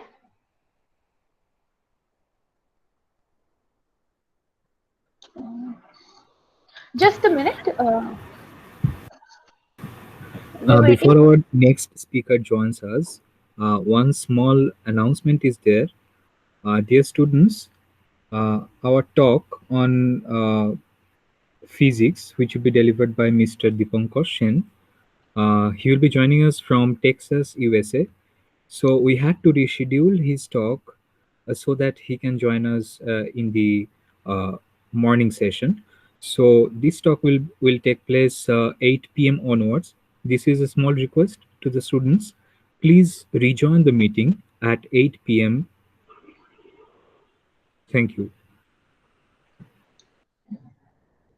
Anwesha, do we have you? Hello. Hello. Yes. Anwesha, are you there? It's Alex. Yeah. You have a presentation, right?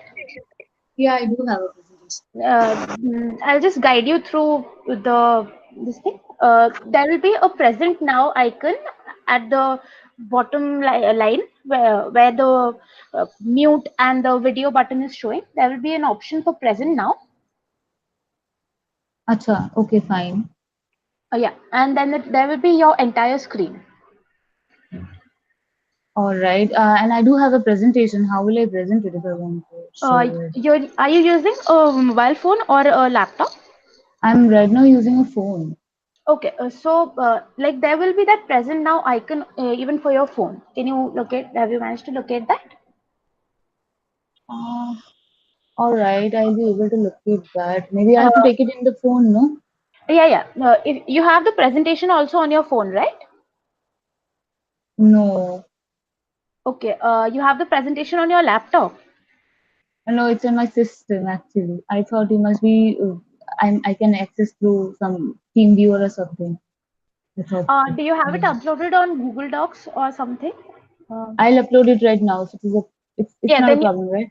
yeah, not a problem. Just upload it onto Google Docs and then you can Okay. share it from there. Then you can share it from your phone, I guess. All right. Yeah. And students, the next part of the presentation will be hosted by Chitradeep. Yeah. Once you've uploaded it to Google Docs, just let me know. Yeah, okay. Give me a few minutes, okay? Yeah, yeah, sure.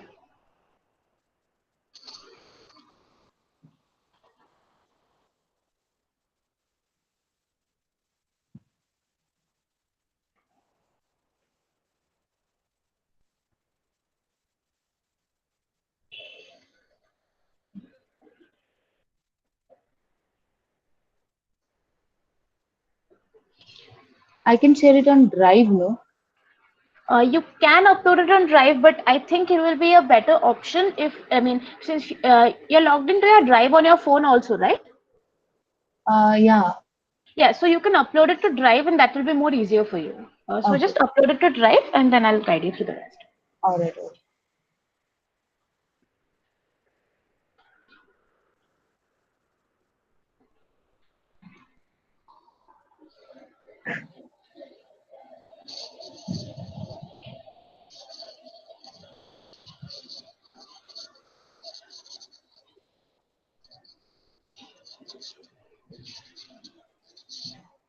It's very important. Yeah, you've uploaded it on Drive.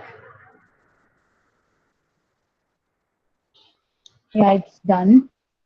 Yeah, there will be a share, sorry, present now option on your phone. You will find it. I think if either you'll have to click on the three dots, it will be there, or did you find it? Share. Yeah. Acha. Share screen. Did you find that option? What Yeah. are you talking about? Yeah. So now you got to go back to your like go back. I think you're sharing your screen, so just go back, and we'll be able to see your screen. So then go to the Google Drive app on your phone. It's off. It's Yes. on time. Pardon? Wait a minute. Yes. Just go to the Google Drive. I think it's Only Drive. The app is called Only Drive. Yeah.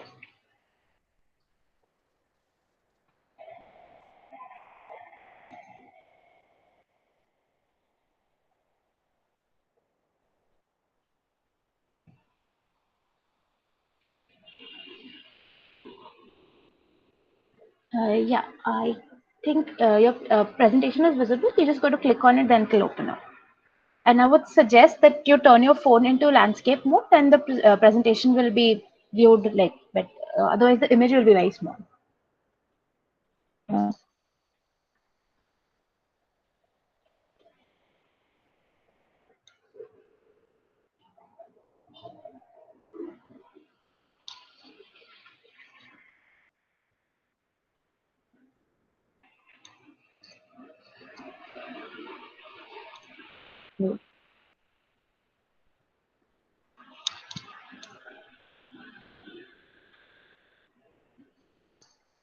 Yeah.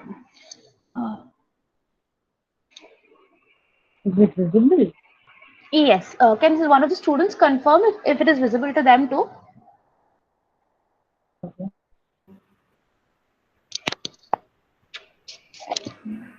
Yes. Okay. Thank you. Please, I think you can put it into slideshow, then it'll occupy the entire screen, I believe.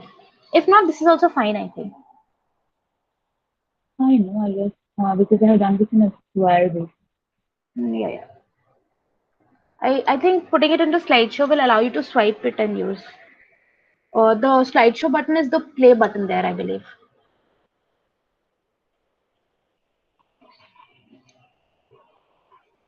Select present on to a meeting. Yes.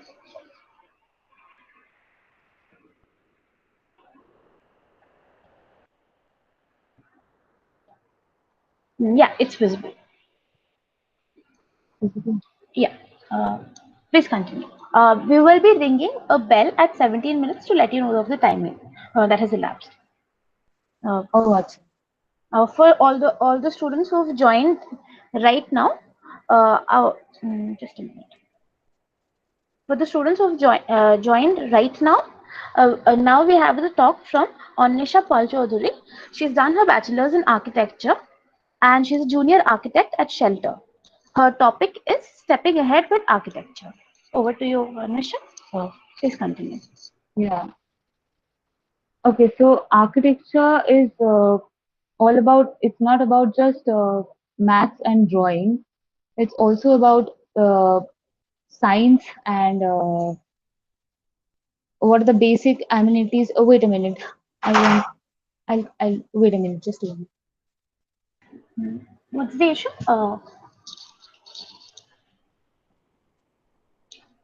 Can you see me on the screen? No, we cannot see you on the screen. Just let me. We can see the presentation, but we are unable to see you on the screen at the moment. Is it necessary for you guys to see me on screen? It's not necessary. I mean, that's up to you. Okay, then fine. Okay. Please continue. Yeah. Yeah.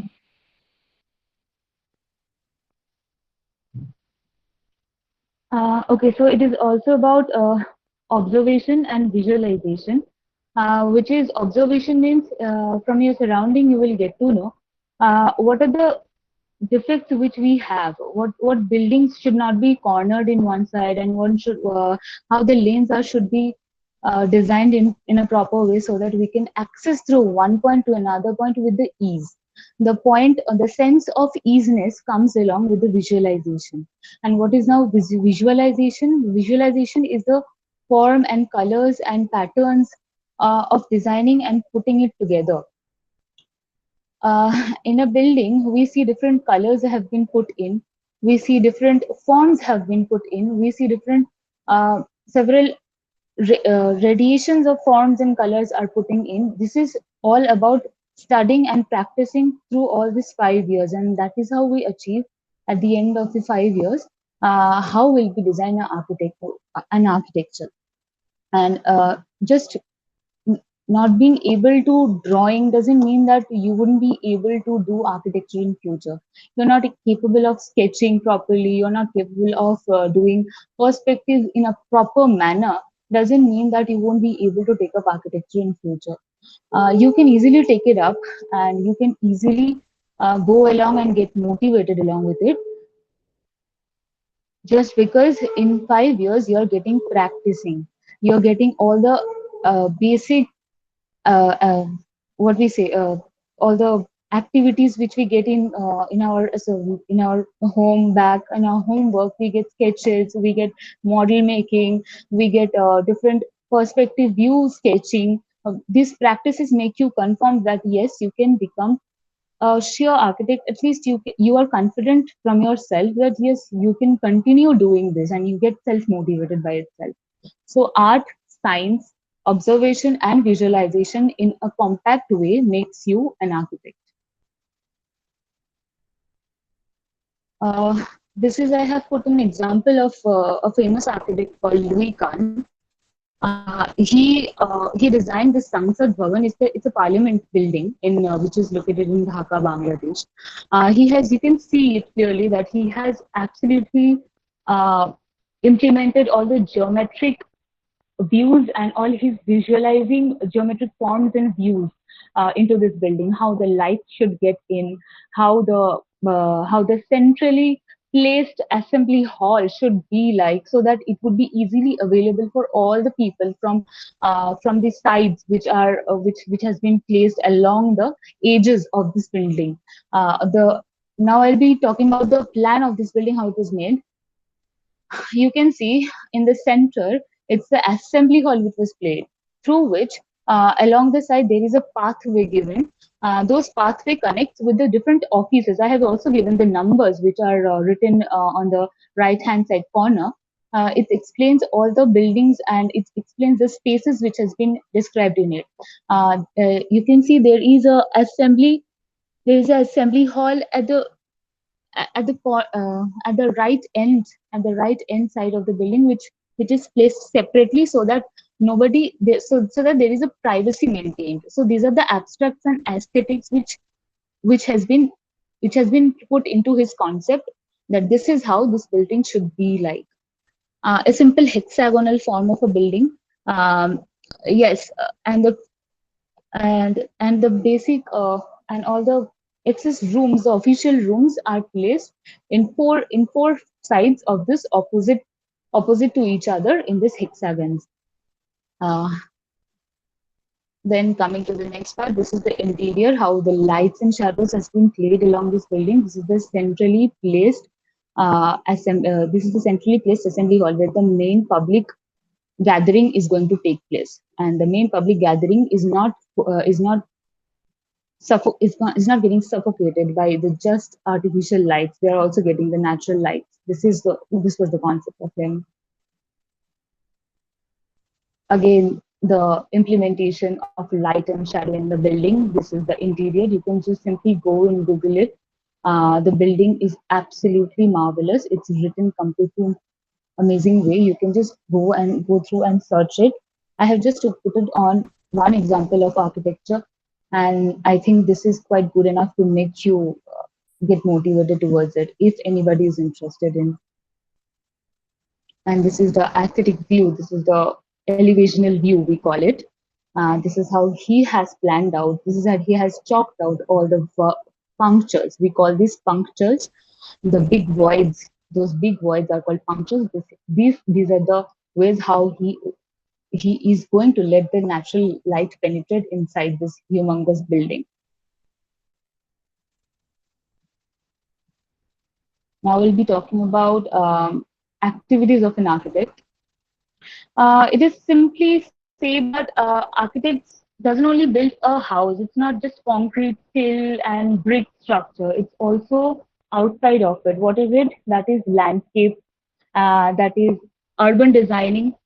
And urban designing consists of an entire space out layout. I'll be giving, yeah, this is a example of Chandigarh. It's the first and foremost city which was designed in India. Yeah, it is the first city which was designed completely and marvelously in India. It was designed by a French architect called Le Corbusier. Uh, he has implemented this to be just a rectangular shape, and he has lined out and chalked out all the sectors in a rectangular manner, uh, to be absolutely simplifying the residential sectors and the commercial sectors and the institutional sectors separately, so that people may not face any difficulties while reaching from one place to the other, from a private place to a public place. There would be no interruptions of traffic in the residential buildings, or in the suppose in the hospitals, in the roads along with the hospitals. They are not going to the traffic. The traffic sounds are not going to make any disturbance to those institutional buildings. These were the concepts which were put in to make the entire space layout, to make the entire city layout. And from this city, from a city layout, from a urban planning, from a landscape planning, it comes to a single building planning, that is any official building, be it a hospital, be it institutional buildings, a college, then schools, and then a residential for private building. Every buildings are getting planned and designed, and all the elevation designed, modeled, everything by an architect. This is a ceremonial hall. A simple ceremonial hall is also gets designed by an architect only. A stage design, you can see production design, film set design. These all designs are planned and decorated by the instructions of an architect. To a product, to a micro level design. Those were the macro level design to this micro level design, that is furniture design, interior design, product design. All these designs are a part of architect's job. And this is some construction details which I have put in to show that every staircase is also getting designed by an architect. A notch which gets out from the staircase, and the millimeters, how much the tile is going to be. And before the tile laying, the plaster is going to be laid. The amount of concrete which is going to be laid on the staircase, everything is being designed and estimated. Even the price value, everything is estimated from an architectural firm. And now I'll be talking about the most important and the most asked question, I guess. So eligibility and admission. For eligibility, it comes with after 12th, we seek for different entrance examinations for architecture. So what are they? They are JEE mains. Most importantly, though, that is JEE mains. Most colleges in India seek for a student to have at least passed JEE mains entrance. So before putting your name, before getting admitted, before taking the forms of JEE mains, what it requires is that at least you have a 50% marks in 12th grade, and at least you have math, physics, and chemistry in your 12th. And also in maths and physics and chemistry, you have to have individually 50% marks. And if you're not securing 50% in each of them, you wouldn't be allowed to sit for the examination, for JEE Mains examination. This is the requirement for just JEE Mains paper 2, which is going to be seeked by most of the architectural colleges in India, be it government, be it private. It is going to be seeked by most of the architectural colleges, and also NATA. So NATA, what is NATA? Okay, what is NATA? That is National Aptitude Test in Architecture. Now, to apply for National Aptitude test in architecture, what you have to do is just you have to secure a 50% marks in 12th grade with mathematics. This is the requirement of a student to sit for NATA. And JEE Mains paper 2 is the entire science course is applicable. So both the thing actually requires you to have to be a science student in class 12, no matter what.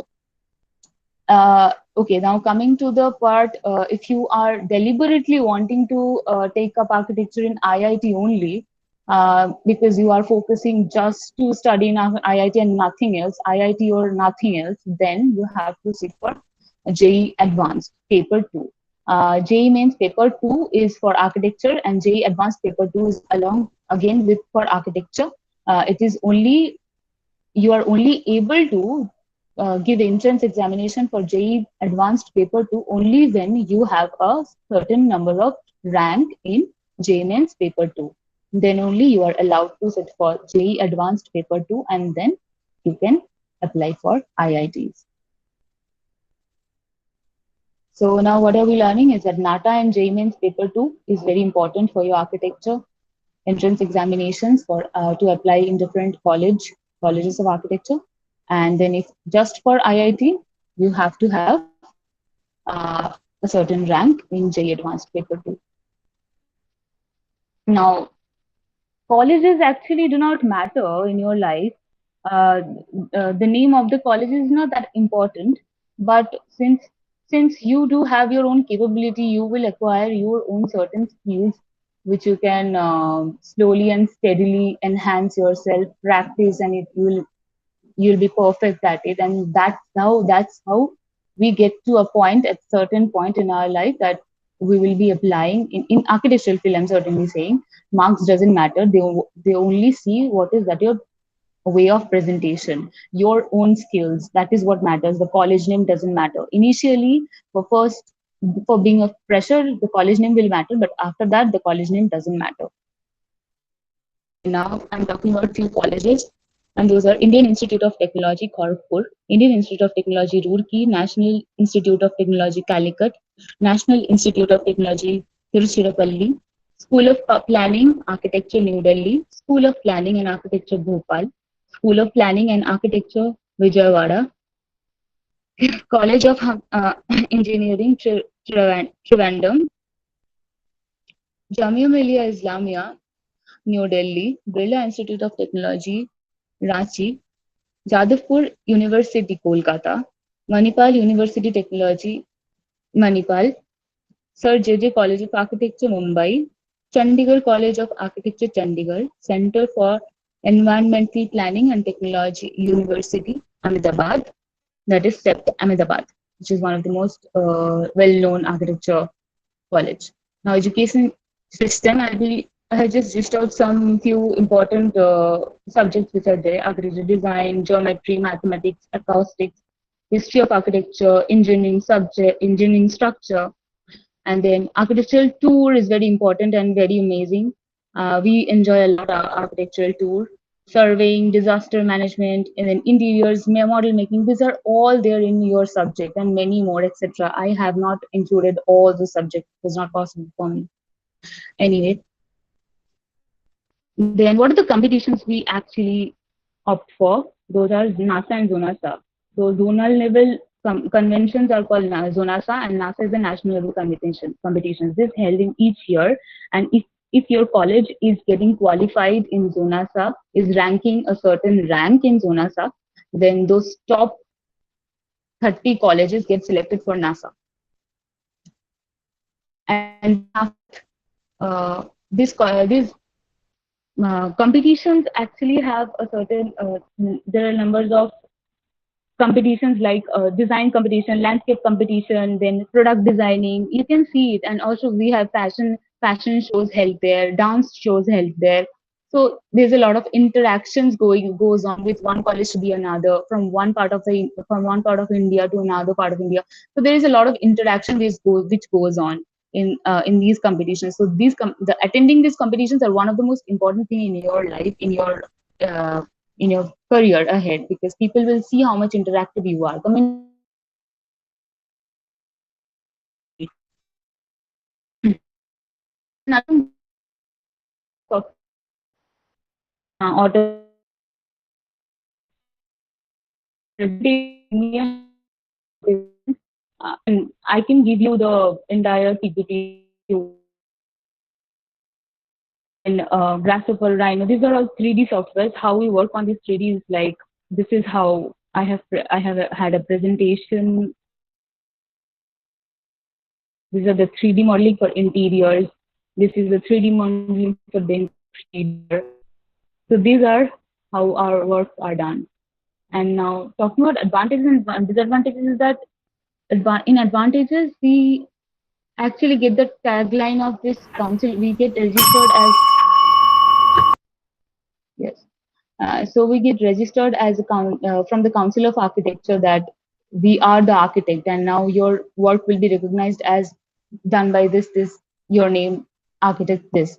So this is a proud moment. I mean, you will be getting a certain building will be getting the name of you, and yes, this will be recognized as it was done by you even after you are aging, and your working of 50 years will be getting you recognized as this building was made by you.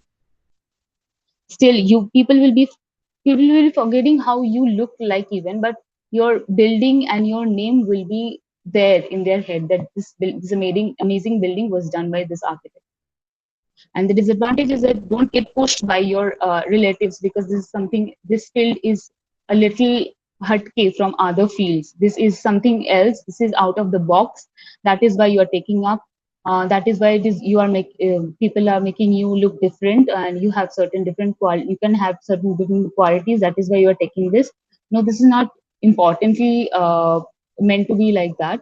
If your heart and soul completely wants to be an architect, then only you become an architect, because this needs a lot of pressure. You will be forgetting your each day's sleep. You have to give so much of, you have to sacrifice on your sleep actually, to complete the assignments till 4 in the morning, and then the other day you have to go to a college and present them. And presentations, there are a lot of presentations we faced during our college days. Each week we had to get our presentations done by time, and we had to communicate in front of the entire audience. We have to communicate with our teachers.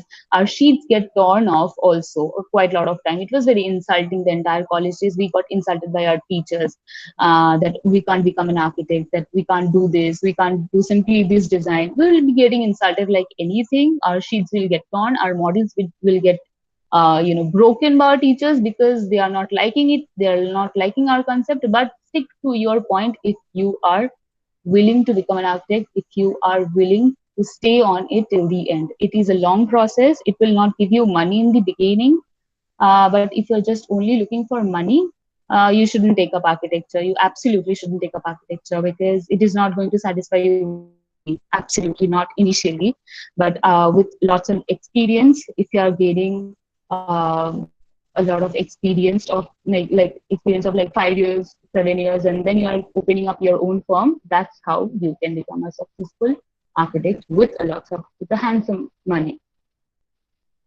Career options is that architect, you can become landscape architect, and then you become building surveyor, construction manager, commercial residential surveyor, higher education lecturer, conservation officer, planning and development surveyor, interior designer, production designer. Production designer is stage designing, and then film set designing, as I have told earlier, and interior design is one of them. Interior designer and furniture designer, like Godrej can give you this recruitment of interior designers searching for interiors, and then you can apply for it. They can take it.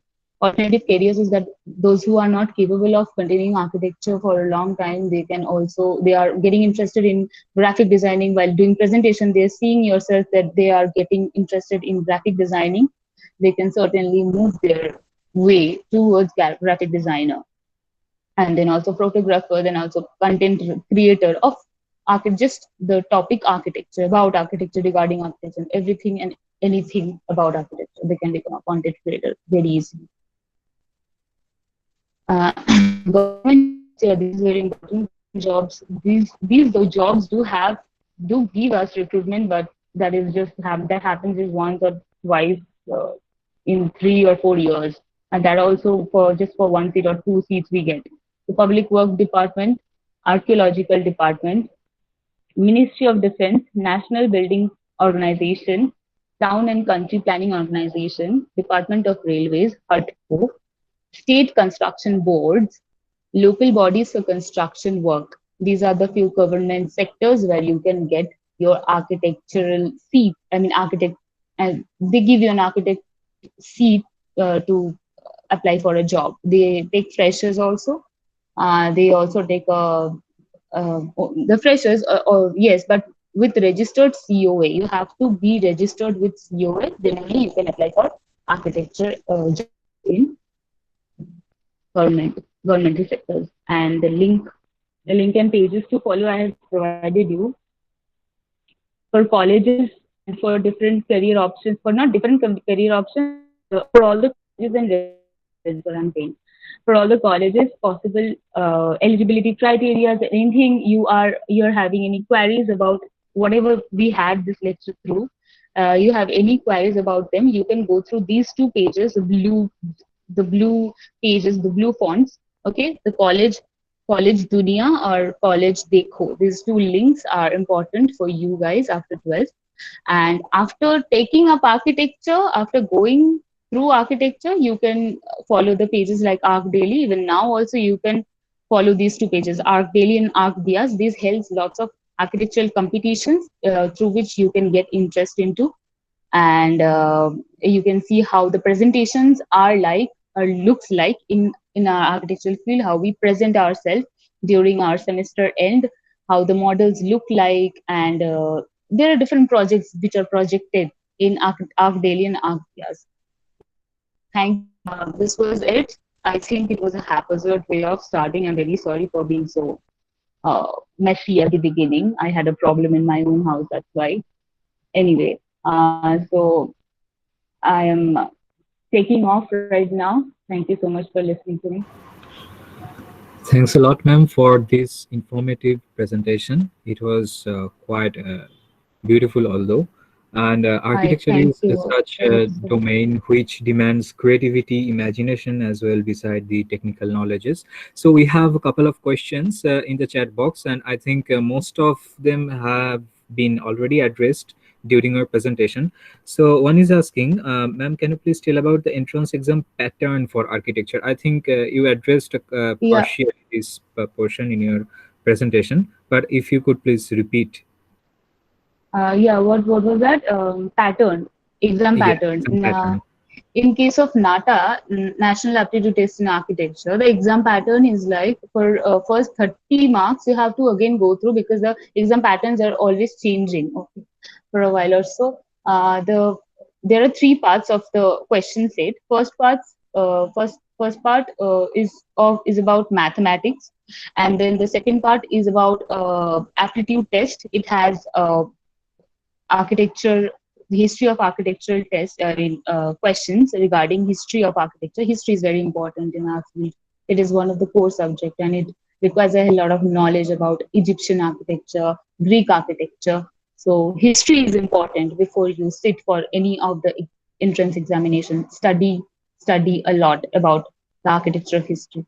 I mean, history of architecture. And then comes the final thing, the most important thing, that is drawing, sketching, anything perspective. You will be given a topic like imagine that you are sitting in the middle of a stadium where a double playing is carried out. Okay, in a badminton, suppose there is a badminton game is going to held, and you are sitting in the audience and you will be watching them in a way in a perspective that you are capable of watching all the four players on both the side of the net.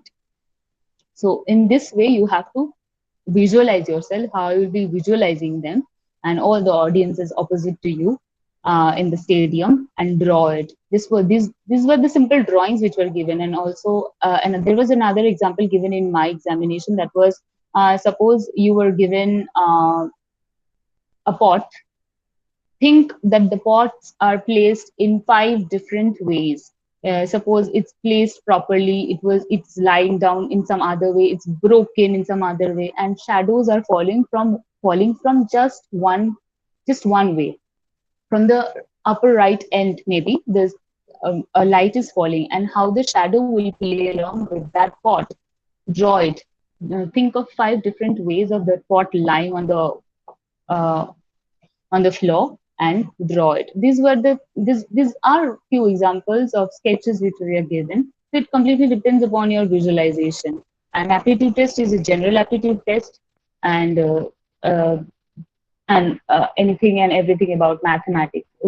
Also, mathematics also you get aptitude tests only. So all the basic things which are required, and I have given the samples. I guess you can. Okay, wait. I'll show you the slide. See, in the blue fonts, no, I have given college dunia, and in college dekho. In here, you will be getting all the links. Okay, all the links regarding how the question papers are like in JMINS and NATA. The previous question papers, all the links are given in there only. This is why I've searched and provided it with you, so that you don't face any problem in future. You will practice it, go through these pages are the most important. Okay, in the entire PPT, these two pages are most important for you guys who has just passed well. So go through these pages, you will be completely informative about it. Thank you. Thank you, ma'am. I think this addresses a question. And one more question about job opportunities in architecture. I think this you have already addressed. And uh, okay, architecture पे जाने के लिए क्या क्या skills जरूरी है? What are the skills necessary to pursue a career in architecture? skills के लिए मैं बताऊंगी कि maths is important. You need to be very calculation is very important, not specially mathematics में क्या है ना, हम लोगों को कैलकुलेशंस में ज्यादा इंपॉर्टेंस दिया जाता है, like from inches to centimetres, from katha to bigha, every calculations we have to keep this in mind. So these calculations are very important. How the converts are like, there's a certain number now which we are given, then we are going to convert from inches to centimeters. These conversions, how will these get converted, each have their own way of conversation. So these conversions are very important, the numbers. Okay, so anyway, the calculations are important, geometry is important if you are doing something parabolic, something parabolic architecture, so something different you are going to take it up. So geometry is important, visualization is important. How you are visualizing the colors, the visualizing of matching up the colors, which color will go with what. This only comes with a lot, with a practice, with just this 5 years practice are going to sharpen you up. And before that you have to have, I told you, mathematics is most important, and drawing skills are important. But if you are not that good and that confident in drawing, that no, you are not good at drawing, you wouldn't be able to take up architecture, and you are sad. Don't be sad if you are just thinking of taking up architecture anyhow because you want to do it in future. You have all your heart and soul for it. You are loving the history of architecture, explains itself to you. You want to learn the building structure. You want to know every corners of how a building can be beautifully implemented. How we can look at a building and get interested, and we'll get think of it and keep wondering about it. If these things are putting you in altogether, then I think there is no problem. Go ahead. A little skill in drawing can make it up to you. Because you will be getting a lot of assignments, a lot of perspective assignments in your home, back home. If not perspective assignments, then get back home after college, take a sketchbook, keep sketching for every day. Keep sketching. Keep it in your mind. You need to get sharpen your perspective skills, your sketching skills, your putting color skills. All these skills you need to get sharpened in because you have to become an architect at the end of the 5 years course. So if you are putting this in your mind, then absolutely you will get very much sharpened and polished in your sketching skills as well. So yes, that's it. Thank you so much, ma'am. One more question is there. Ma'am, are competitions like Tata Crucible Hackathon good practice for Zonasa? I don't Hmm. really know what the term is, Zonasa. And followed by Hmm. one more question. What is your favorite architectural marvel? Architectural marvel. Uh, Listen, now I have certain number of buildings like done by Le Corbusier, okay, and then done by Louis Kahn, the building, that as in the Parliament Hall. That is my one of the most favorite architectural marvel. As in, it's been written about it. I'll tell you about it. Wait.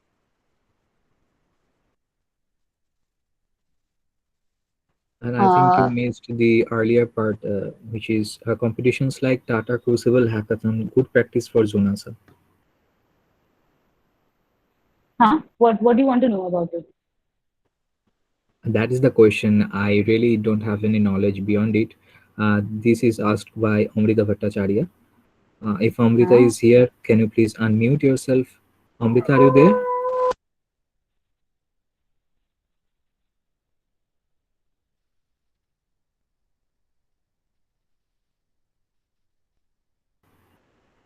Okay, I think she's not there. Anyway, thanks a lot, ma'am, for joining us this evening and presenting this beautiful session. Ma'am, am Okay, I thank audible? you.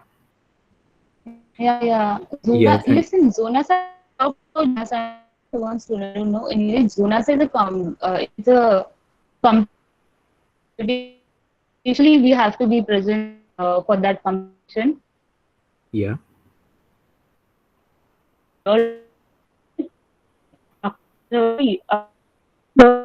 Get to it.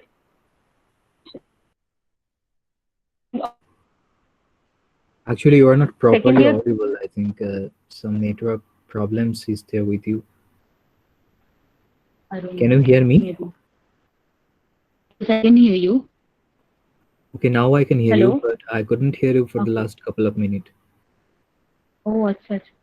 I'm really sorry. I Do don't you want know. to repeat your I'm not facing answer any to this problem. question? Yeah, I have an answer. Okay, Zonasa please. is the zonal. Yeah, Zonasa is a zonal convention, okay, which held every year.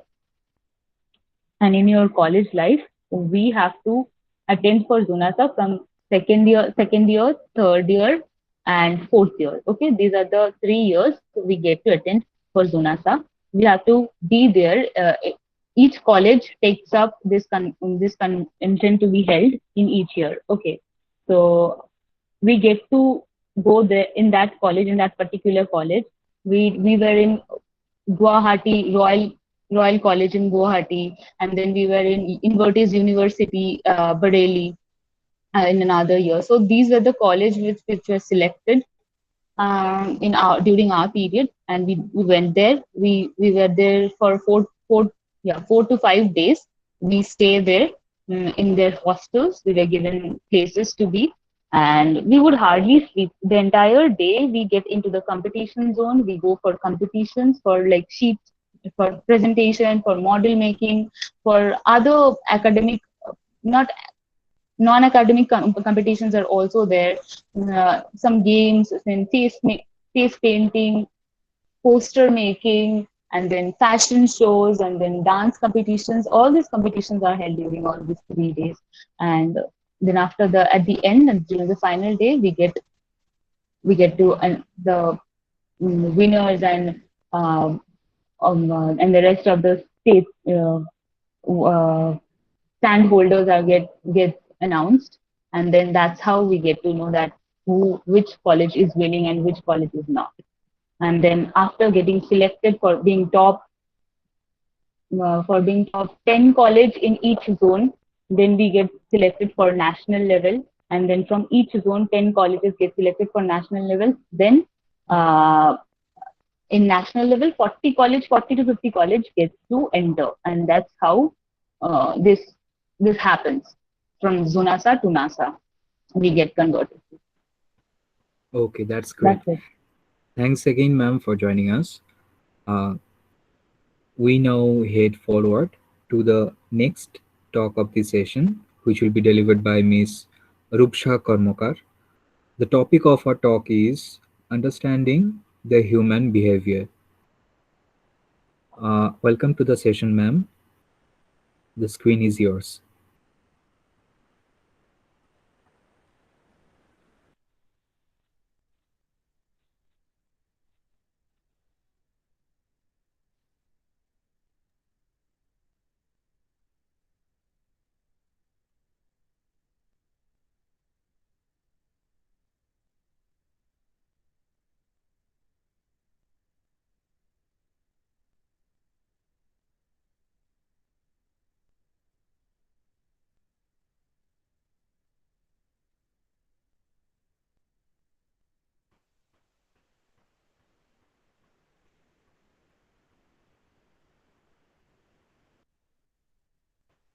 Ma'am, we can't hear you. Can you please unmute yourself?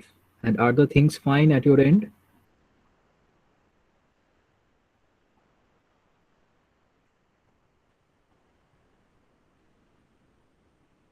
Hello?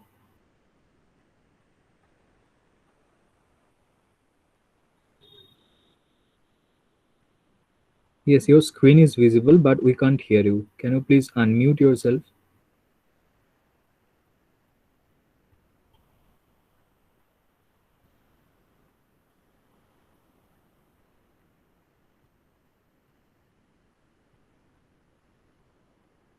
There, can you find the third icon, which looks like a microphone?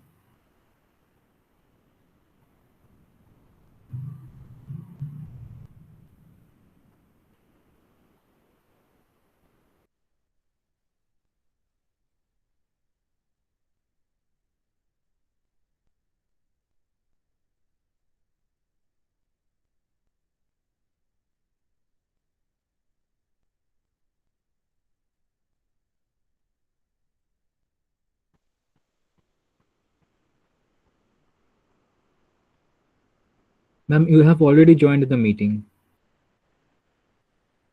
and you are also sharing your screen.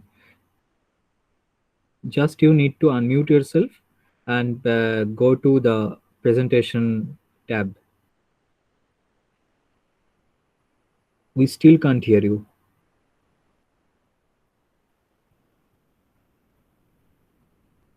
Yeah, there was the yes. Or if you just switch on this audio, we can hear you, I think. The third icon, the first one is receiver, second one is video call, and third one is audio. Yes, the third one.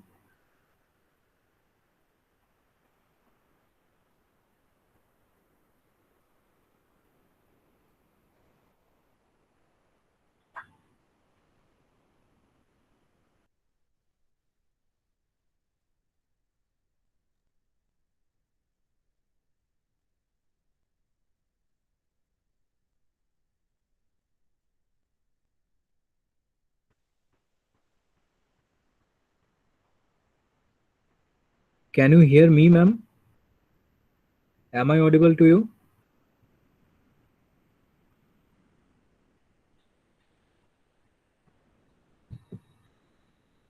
Okay, looks like there is some problem with her.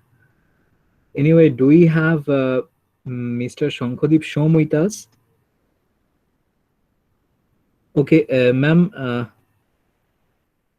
Yeah, now, yes, Am I now you're audible? audible.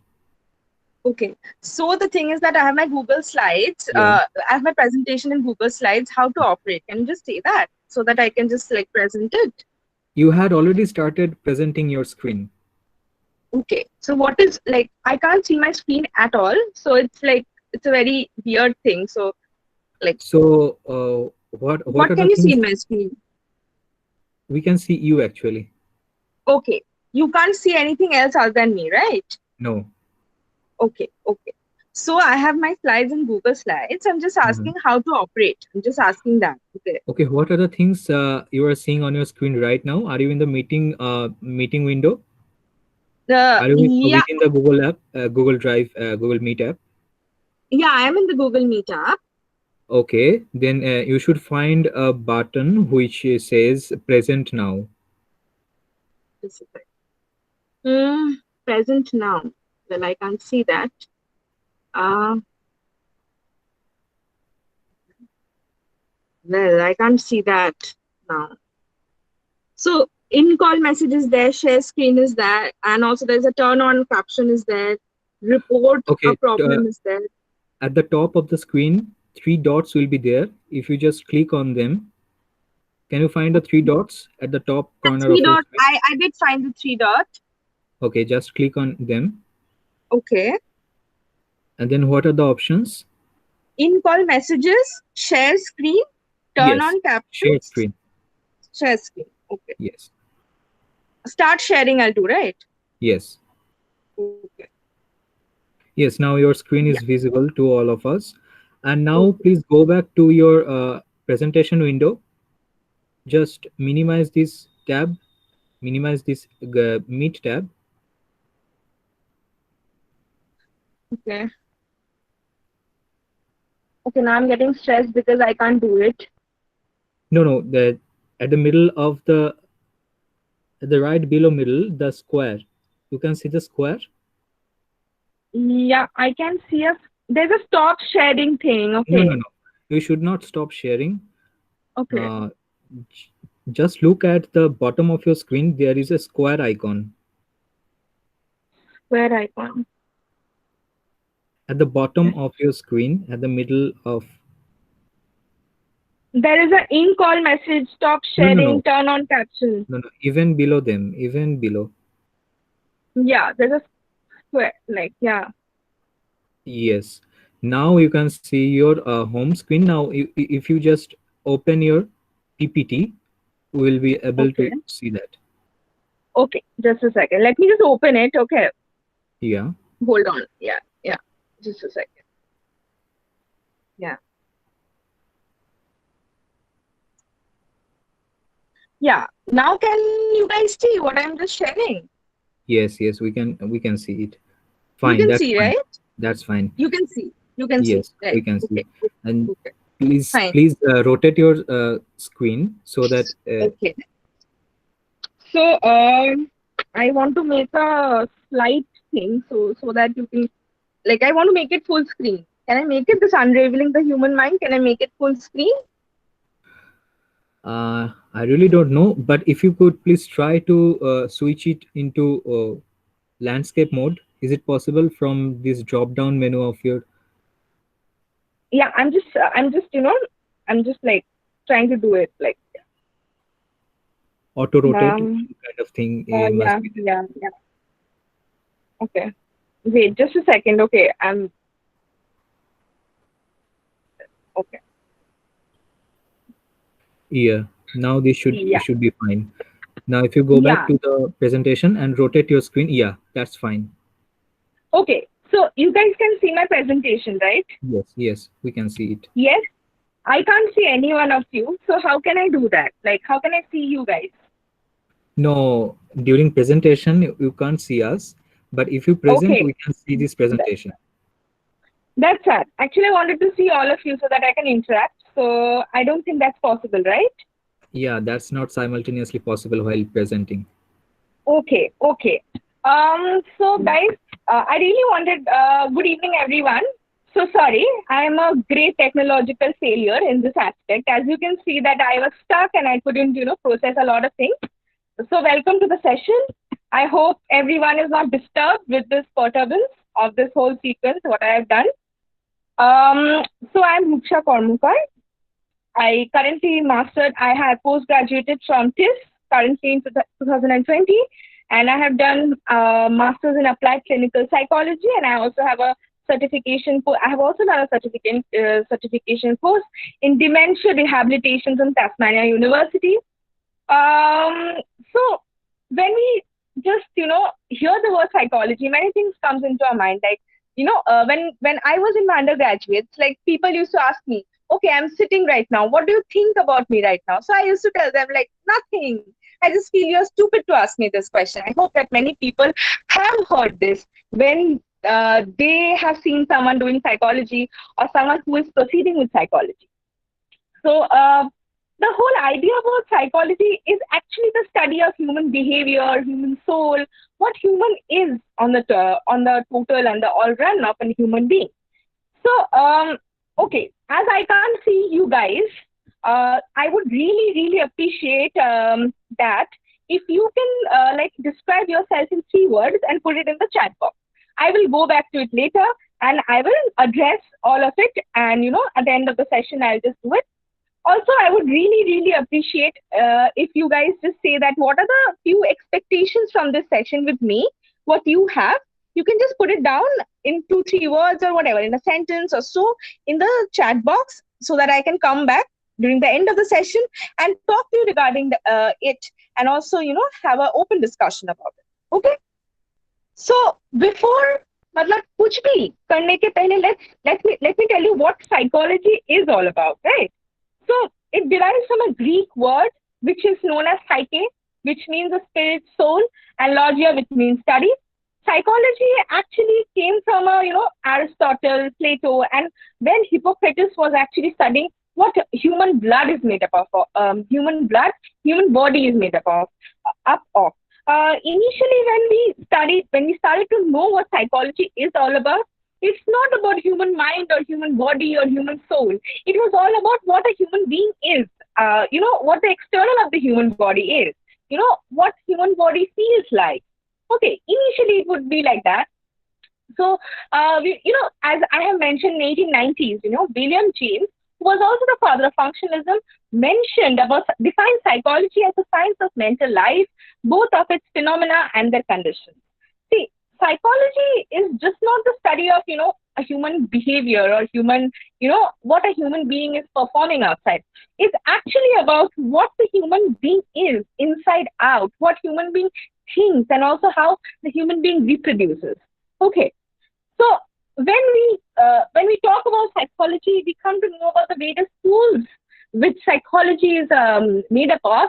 Like some most important and critical ones I have put here, which includes behaviorism by Watson, cognitivism by Aaron Tibet, Albert Ellis, functionalism by William James, humanistic Gestalten by Carl Rogers, psychoanalytic school by Sigmund Freud, system psychology by Gregory Bateson and Felix Guattari.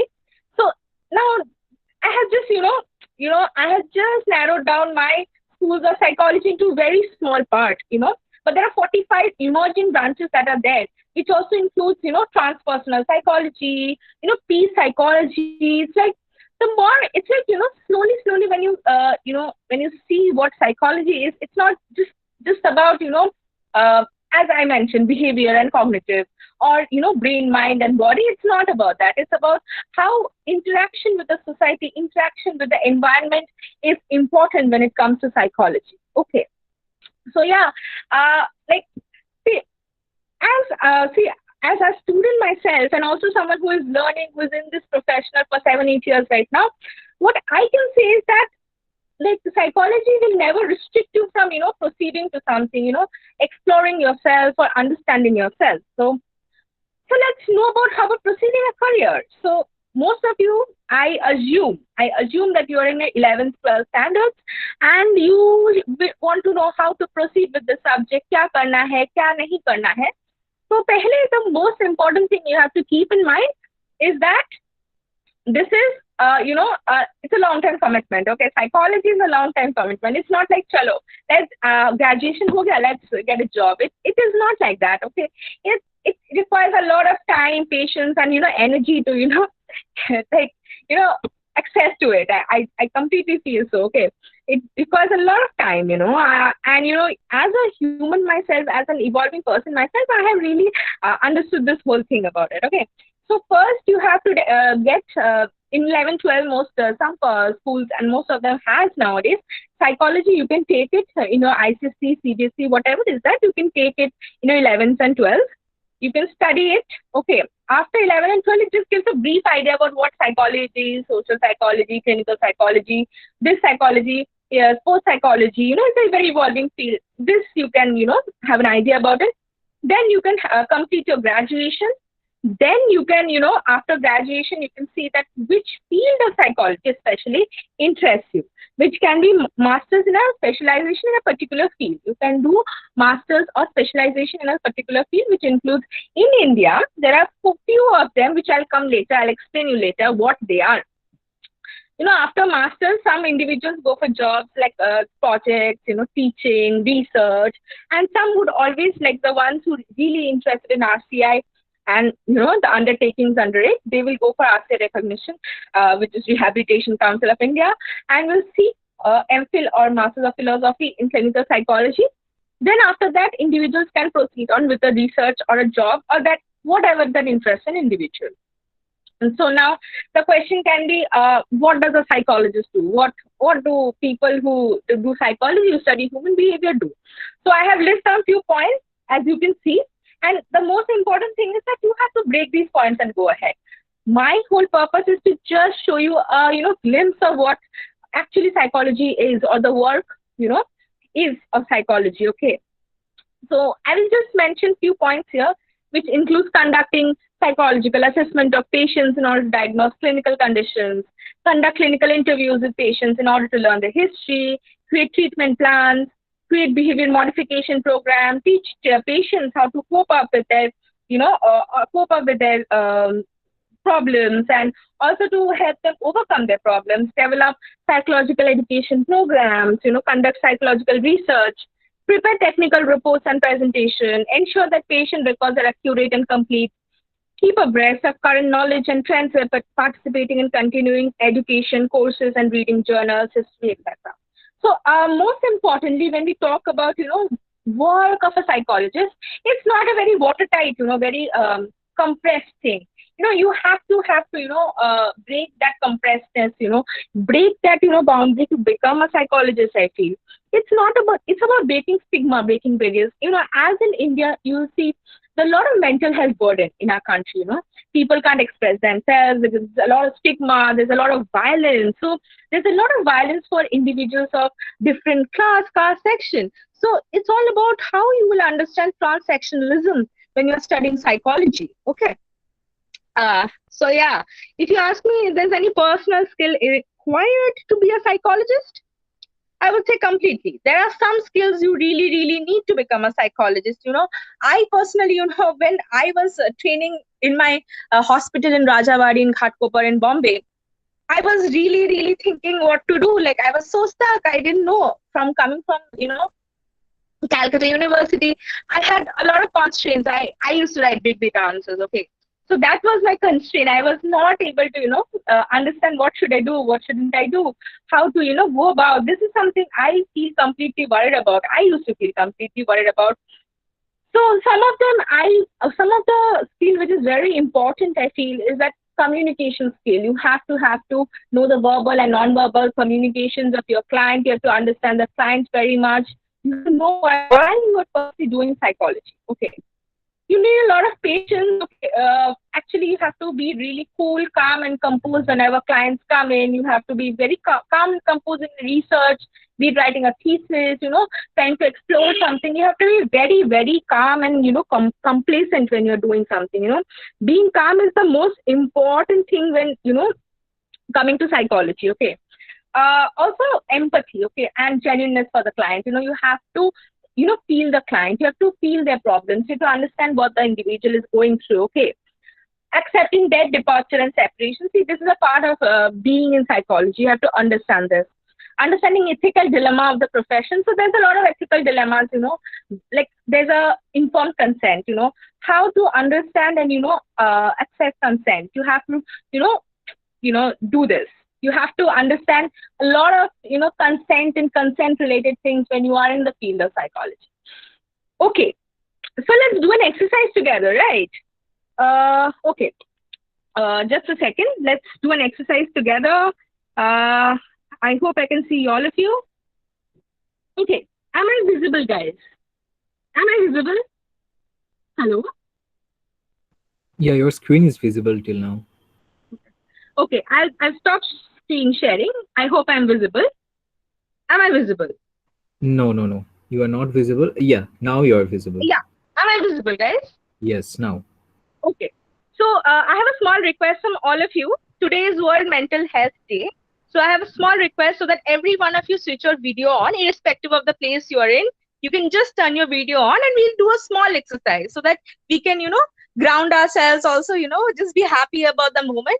Can we do that, guys? Can we just switch on the video, all of us? Can we do that? If you all are comfortable. Can we do that? Yeah, come on. Okay, fine. Let's do it. You all please turn on your video, irrespective of the place you are in. I really don't mind. So just like turn on the video, guys. Turn on the videos. Yeah. All of you are on. Okay. Whoever it's not possible, it's fine. There's no obligation that you have to do. Whoever can, please join and please switch on the video. So we'll do a small exercise as today's World Mental Health Day. And we are in the middle of pandemic and I can understand the stress and strain everyone is in. Actually, I am also in. So we are all part of this journey, I feel. So let's do something together. So in this whole few, I think 7-8 months, I personally felt that we need a lot of gratification and a lot of, acceptance from people around us.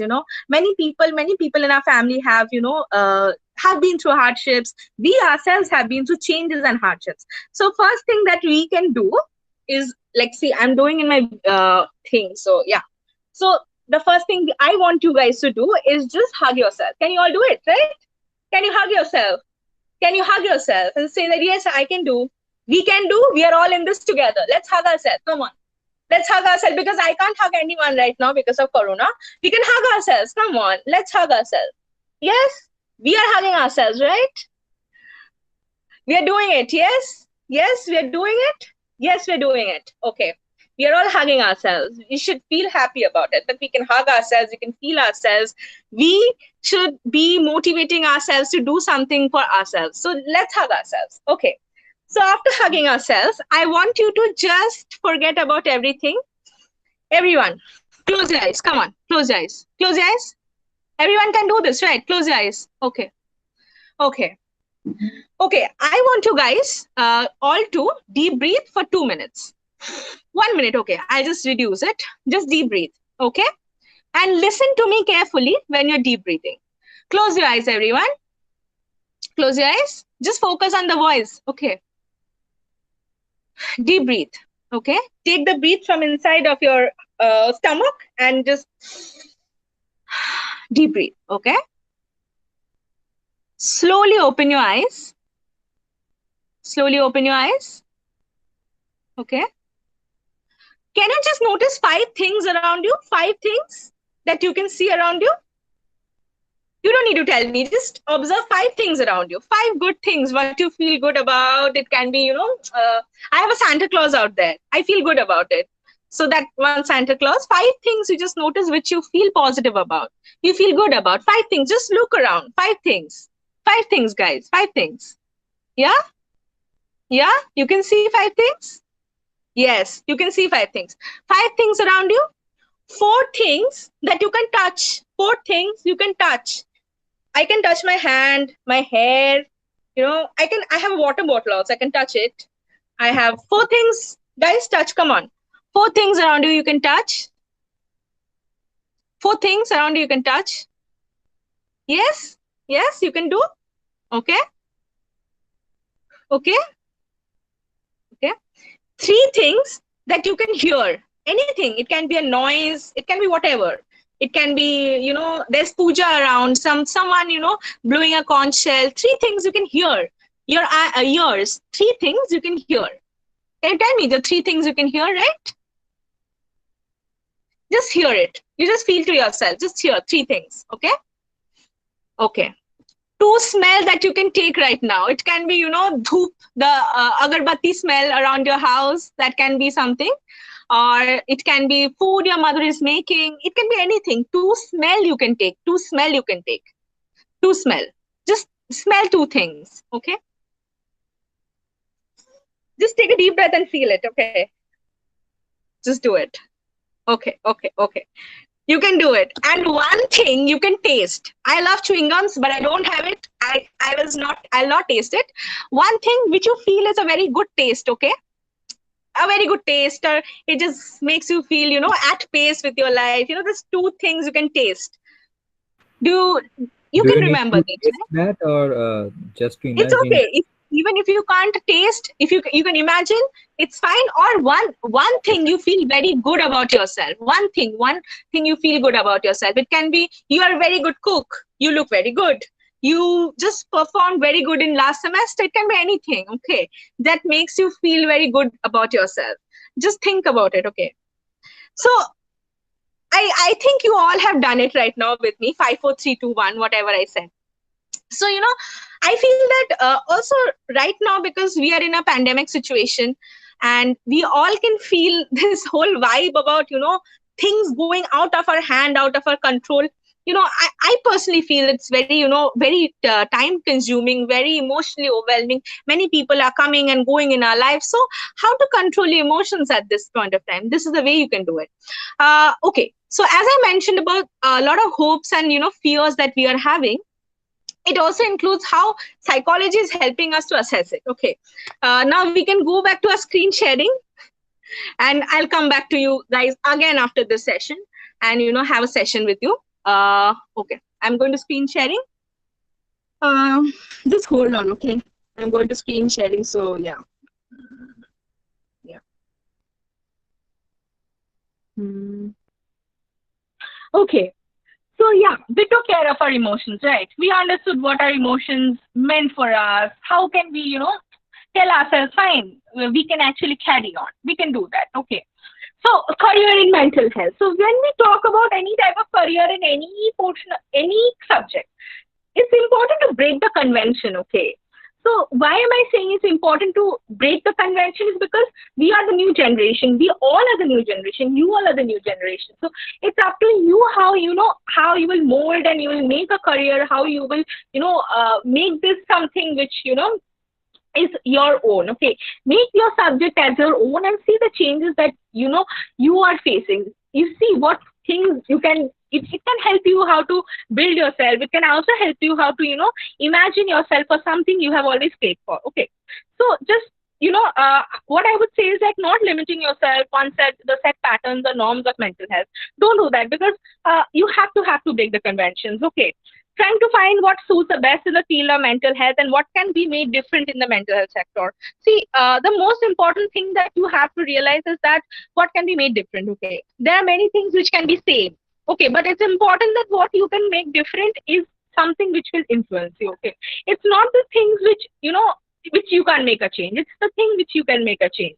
Okay, there are a lot of options. So just explore. So I just found it in I just found a very important article. This places you will find psychologists. So I've just made a division and I have put it here.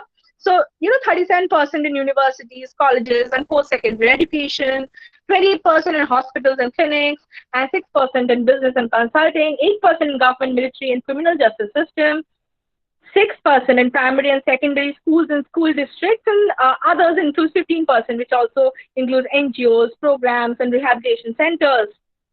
So yeah, so when I was studying psychology, I was said there's a lot of opportunity. So when I was going through what can help you guys, so there were 300 of odd number of professions you can choose from. See, I have put down some, which includes academic advisor, rehabilitation counselor, occupational therapist, research assistant, advanced practice psychiatric nurse. You can become occupational therapist, advertising agent.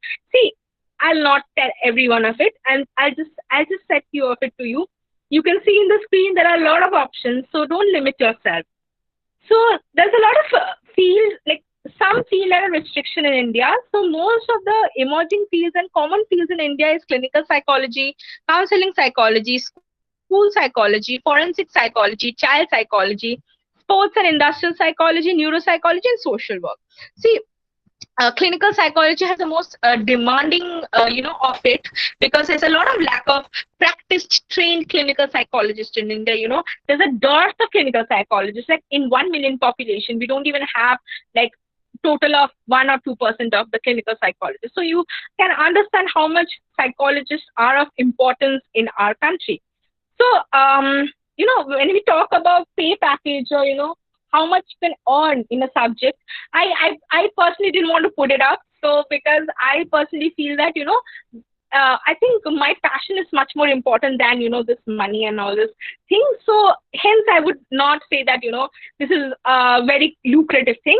But also, it depends where you are placed in psychology. Okay. Psychology is lucrative, it's evolving, it's important. And you have to understand where you can, find, psychology and what really interests you. You can go to corporate field after this, which will give you, lakhs, 1 lakh per month. And you can also be a school teacher. You can, it depends upon your interest, but it's a decent, it's a decent field where you can get decent income. So I don't think it's much of a worry. Okay. So there's a lot of colleges there. Don't worry about colleges, universities, and psychology. Yes, seats are less. I'm telling you from beforehand. So I have put some of the colleges like Lady Sriram, Jesus and Mary, St. Xavier's, Presidency Christ, Tata Institute of Social Science, Sophia College, Kamla Nehru, Mithi Bhai, Ferguson, University of Calcutta. So these are all the colleges I've put. If you need any help, I'm always there to, go for it. So before, wrapping up, let me just, come back to you guys, have a session, and then I can do that with you. Just hold on. I'm just coming back to you guys. Okay. Okay. So, guys, am I visible? Am I audible? Yeah. Am I visible Yes, and you are. audible? Yes. Okay. So yeah, the thing is that I'm gonna, wrap up very soon. So before wrapping up, I just want you guys to do something with me so that, you can understand the whole idea about, this field and this whole psychology. Let's take back some positive, throwbacks from this whole session, right? So what I really want from you guys is that you can turn on your camera if you want. If you are comfortable, what you can do right now is close your eyes and listen to me. Okay? Close your eyes and listen to me. Okay? So I'll tell you a few things and you can write it in the chat box. No. No. No. Yes. Yes. Yes. When I said no, what did you guys feel about it?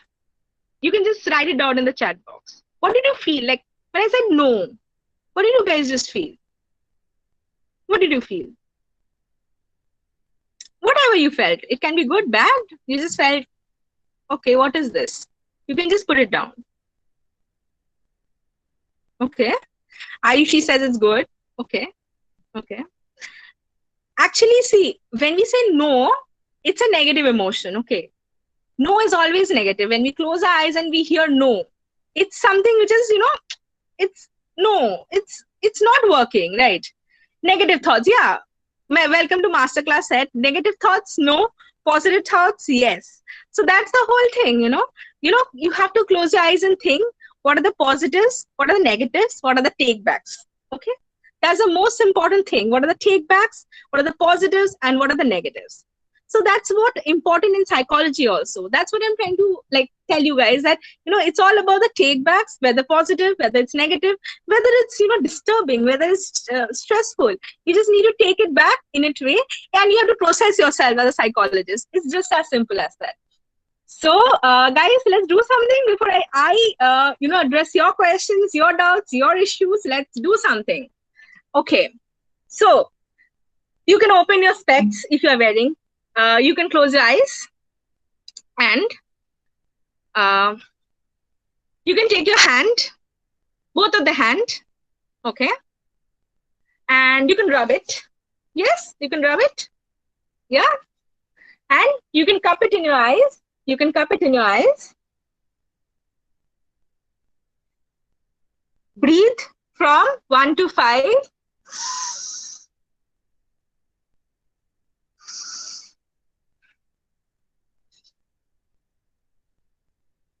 Slowly remove your hand. Keep your eyes closed. Deep breathe.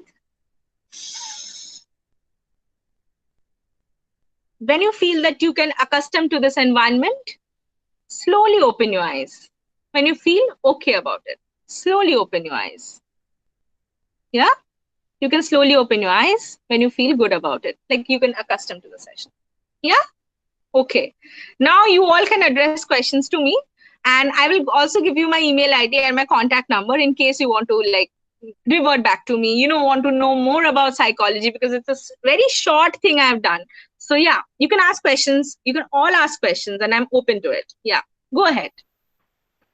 So what was the purpose behind the first task you asked us to perform?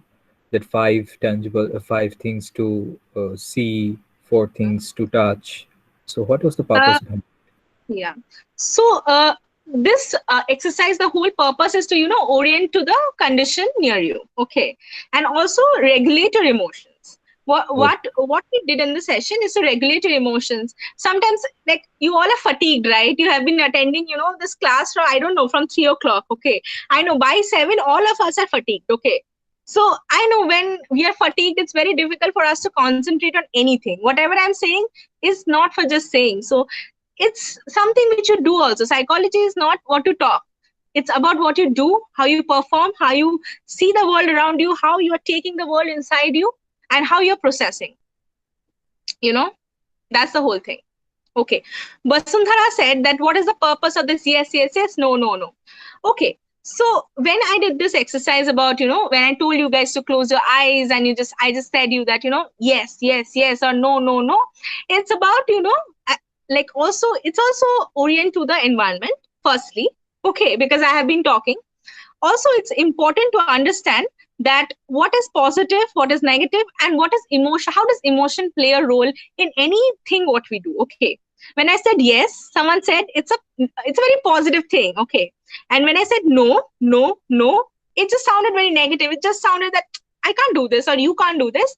So that's the whole idea. What are positive emotions? What are the negative emotions? How do you feel good about it? Say, I also made you guys hug yourselves, right?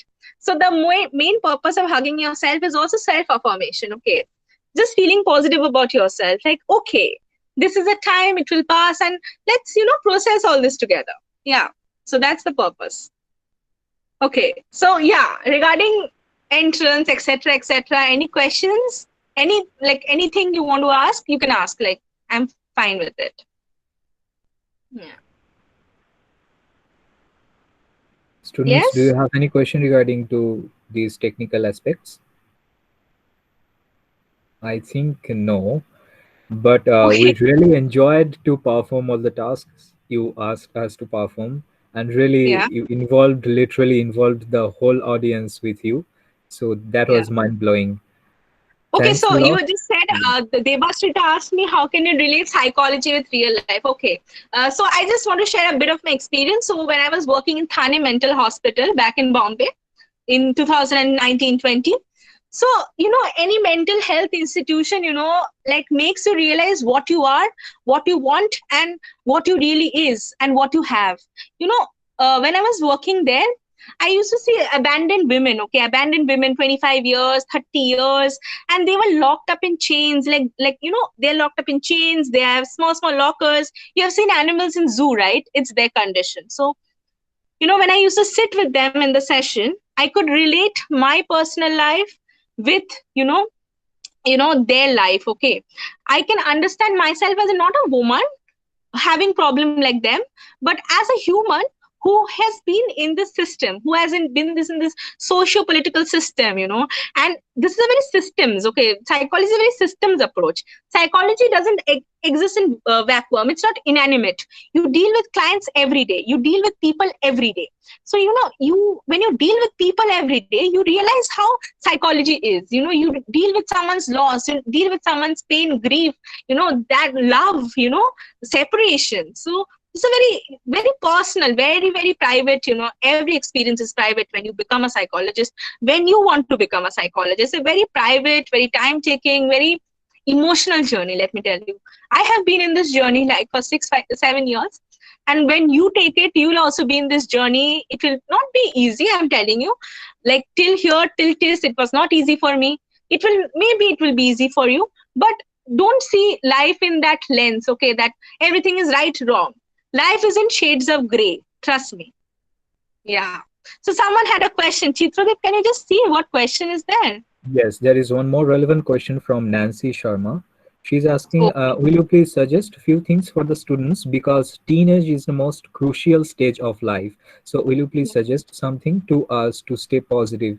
She is asking about the adolescence, how to deal with this period of life. So see, I have been an adolescent myself. So I personally felt that what I think there's a lot of duality, as Erickson said. There's intimacy. There is whole stage. There is you're exploring yourself. You feel your parents are toxic.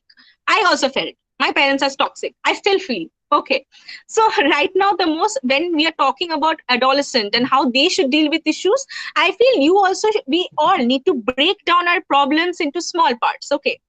And find good support system, whereas it can be home, it can be school, it can be people around who loves you. Okay.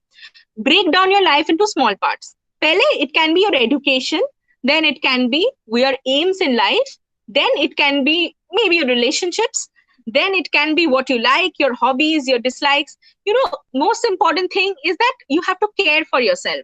Above everything, you have to love yourself, you have to care yourself, and you have to think that what makes you feel happy. Who all are in your life making you feel happy, making you feel content, relaxed. Just go for that.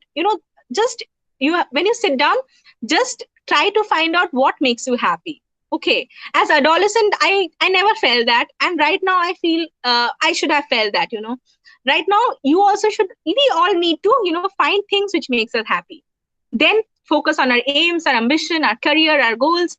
That should make you feel content. You have to run after yourself and then run after the world. That's what I feel. Yeah. Any more questions?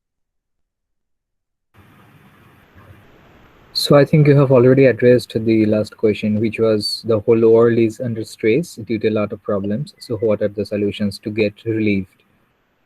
Yeah. So, what are the solutions to get relieved? You have to firstly, because the whole world is under stress. Okay, you have to break down, as I said before. First, you have to think how you are placed, what problems you have. Okay, just focus. What are the problems you have and how you're dealing with it? Is it positive? Is it negative? Okay. So, I'm just mentioning about a small example I'm giving. So I'm just giving a very serious example also. Suppose in your family, someone is affected by COVID and you're going through a breakup. Just imagine you're going through a breakup. Okay. And you are also like your family, someone has a COVID. Okay. So when it is a physical health issue, but you have to remember it's also related to your mental health. Okay. Physical and mental health cannot be separated. So if your family member is having COVID, you have to, uh, you have to be aware of it. You have to help them by giving medicines, knowing that what are the ways you can help. Just make a meal, maybe just simple meal you can make. Just that. Okay, just remember how to do that. Okay. But when it comes to a relationship or breakup or anything which is related to relationship, friendship, you have to take it very slow. You have to understand, is that relationship, friendship, or anything is helping you in the long run? You're happy. What makes you really happy? You have to sit down and talk about it to your partner, your friend, your family. See, the only thing which we don't do is talking. As people, we are scared of stigma, we are scared of a lot of things, that what if people judges us, if people think that we are bad, suppose. So that right now, that's more important. You sit down, you talk to your friend, your family, your partner, and ask what you really want in this whole pandemic situation. Take care of yourself. Try exercising, getting up from bed, going out, making a routine, try sketching. There's a lot of things, when we sit down and think about ourselves. Do small exercises, just as I did 5 4 3 2 1. Do it. Okay, 5 4 3 2 1 really helps you calm down. Just hug yourself, as I said. Just hug it and see how it helps. Okay, just you can make an emergency kit for yourself where you can keep one quote which influenced you, some gum or whatever, ajwain, anything just like refreshes your mouth, a small like pad or working paper, a pen, so that you can sketch out your tension, your worry. Just draw lines like this and just feel calm. Okay, you can do this and just orient yourself to the reality. don't think that kya hoga iske baad, there is no hope, what to do. There is always hope. That's why I said that there's life. Our life is in shades of gray. We don't know it's black or it's white, it's gray. Okay, so that's the thing. We all are living in some shades of the gray, one way or the other. So that's what I'm saying, that do something which always energizes you, makes you happy. See, there will be problems, there will be hopelessness, failure, sadness. I personally feel that I have also felt this. I have lost my grandparents within like 11 days, session. I have PCOS, and I have also battled depression. So I know this is very, this is very difficult, but we all have to, slowly take small steps towards overcoming it. It will take time. I will not say it's just like this, but you all can do it. Talk to people who you feel good about, and exercise, get up, drink water, take a bit of chewing gum and run, talk to your loved ones, draw lines, watch a good movie, do some, there's a lot of, Ludo and etc., and also reduce your time in screen. I think that we all don't, go out with our family. We don't talk to our friends. Talk to a friend, talk to your best friend today. Take the call and say that, hey, how are you today? Are you okay? Or just your partner or your father or mother, just ask them how they're feeling today. Because today is not only World Mental Health Day, because your mental health matters, and the people around you also matters. Just feel that way. Yeah? Does my answer satisfy you guys? I hope it should satisfy. And I can already see the comment at the Ma'am, chat I box. It's really already. enjoyed the session. Okay. What can I hear one by one? It will really help me. Yeah, Ayushi, please go on. Come on. Yeah. You can switch on your video also. I'm fine with it. Video, audio, both you can switch on. You can talk with me. Yeah. Ma'am, I really enjoyed this session. Okay. Beautiful time with you. Yeah. Okay. I can feel it. You all have to process our emotions. Take deep breath. You're feeling okay right now. You're feeling okay right now. You do it. And that should be the energy, You should not give up. The whole idea about, this mental health and promoting mental health, loving yourself is like not giving up. That's the whole idea should be, you can't And give your up. talk That's so motivating. Thank you. If you need any help, just mail me. I'll send my email address to the, to the admin, so that you can mail me at any point of time. You can, WhatsApp me. I'm available. Any type of career guidance, okay, whatever you need help, you can always come back. I'm always available. I am comfortable. So yeah. Okay, ma'am. Yeah, sure. Yeah. Okay, I can see one more question in the chat box, which is from Sure. Nancy. Ma'am, Yeah. one more question. Distractions like friendship, social life during our Yeah. teen period really affect us? Do they really affect us? If yes, then how to deal with them? Okay. So, see, this is the very awakening question, I feel. See, relationships, friendships, everything is a part of our life. Just close your eyes and just imagine yourself in a boat. Okay, you have seen a boat. Now to dekha hi hoga. Boat dekha hoga, right? In that boat, you are traveling, you are in the journey, you are sitting, okay, and you give in that, and that boat is your journey in that river. Remember, in that boat, you take many people. Many people come, many people go, but you alone remain in that boat. Remember, there will be one or two people who will be in the boat with you forever. Those people are your real friends, the family, and your partner. Other things are distractions, okay, distractions, and these things don't really help us. So remember one thing, whenever you go ahead in life, just remember that this finger or these fingers are all things what you want in your life. This may be your career, this may be your life, this may be your ambition, this may be your love, this may be your opportunities. Fold your fingers, make it tight. Just remember that you have to solve everything one by one. When you are in the middle of a exam or anything, don't think about anything. When you're having destructive thoughts, paint it down, sketch it down, go for a run, take deep breathing exercises, go for meditation, okay, and do things which makes you feel positive. don't do two, three things at a time. Don't do things, everything together. Okay. Break your task down. Okay. Suppose you're having a very bad time. First, you pick up your studies. Study for 2 hours. Okay. After studying for 2 hours, then, give call to someone, your partner, your friend, just give a call and talk. Okay. Still, if the problem is not solving, don't try to tamper it. Try to meet the person in, face to face, talk it out, talk your problems out, and see that relationship or friendship is happening in growth or not. If your friend, your partner is with you through thick and thin, your parents are with you through thick and thin, then remember that friendship, that, relationship matters.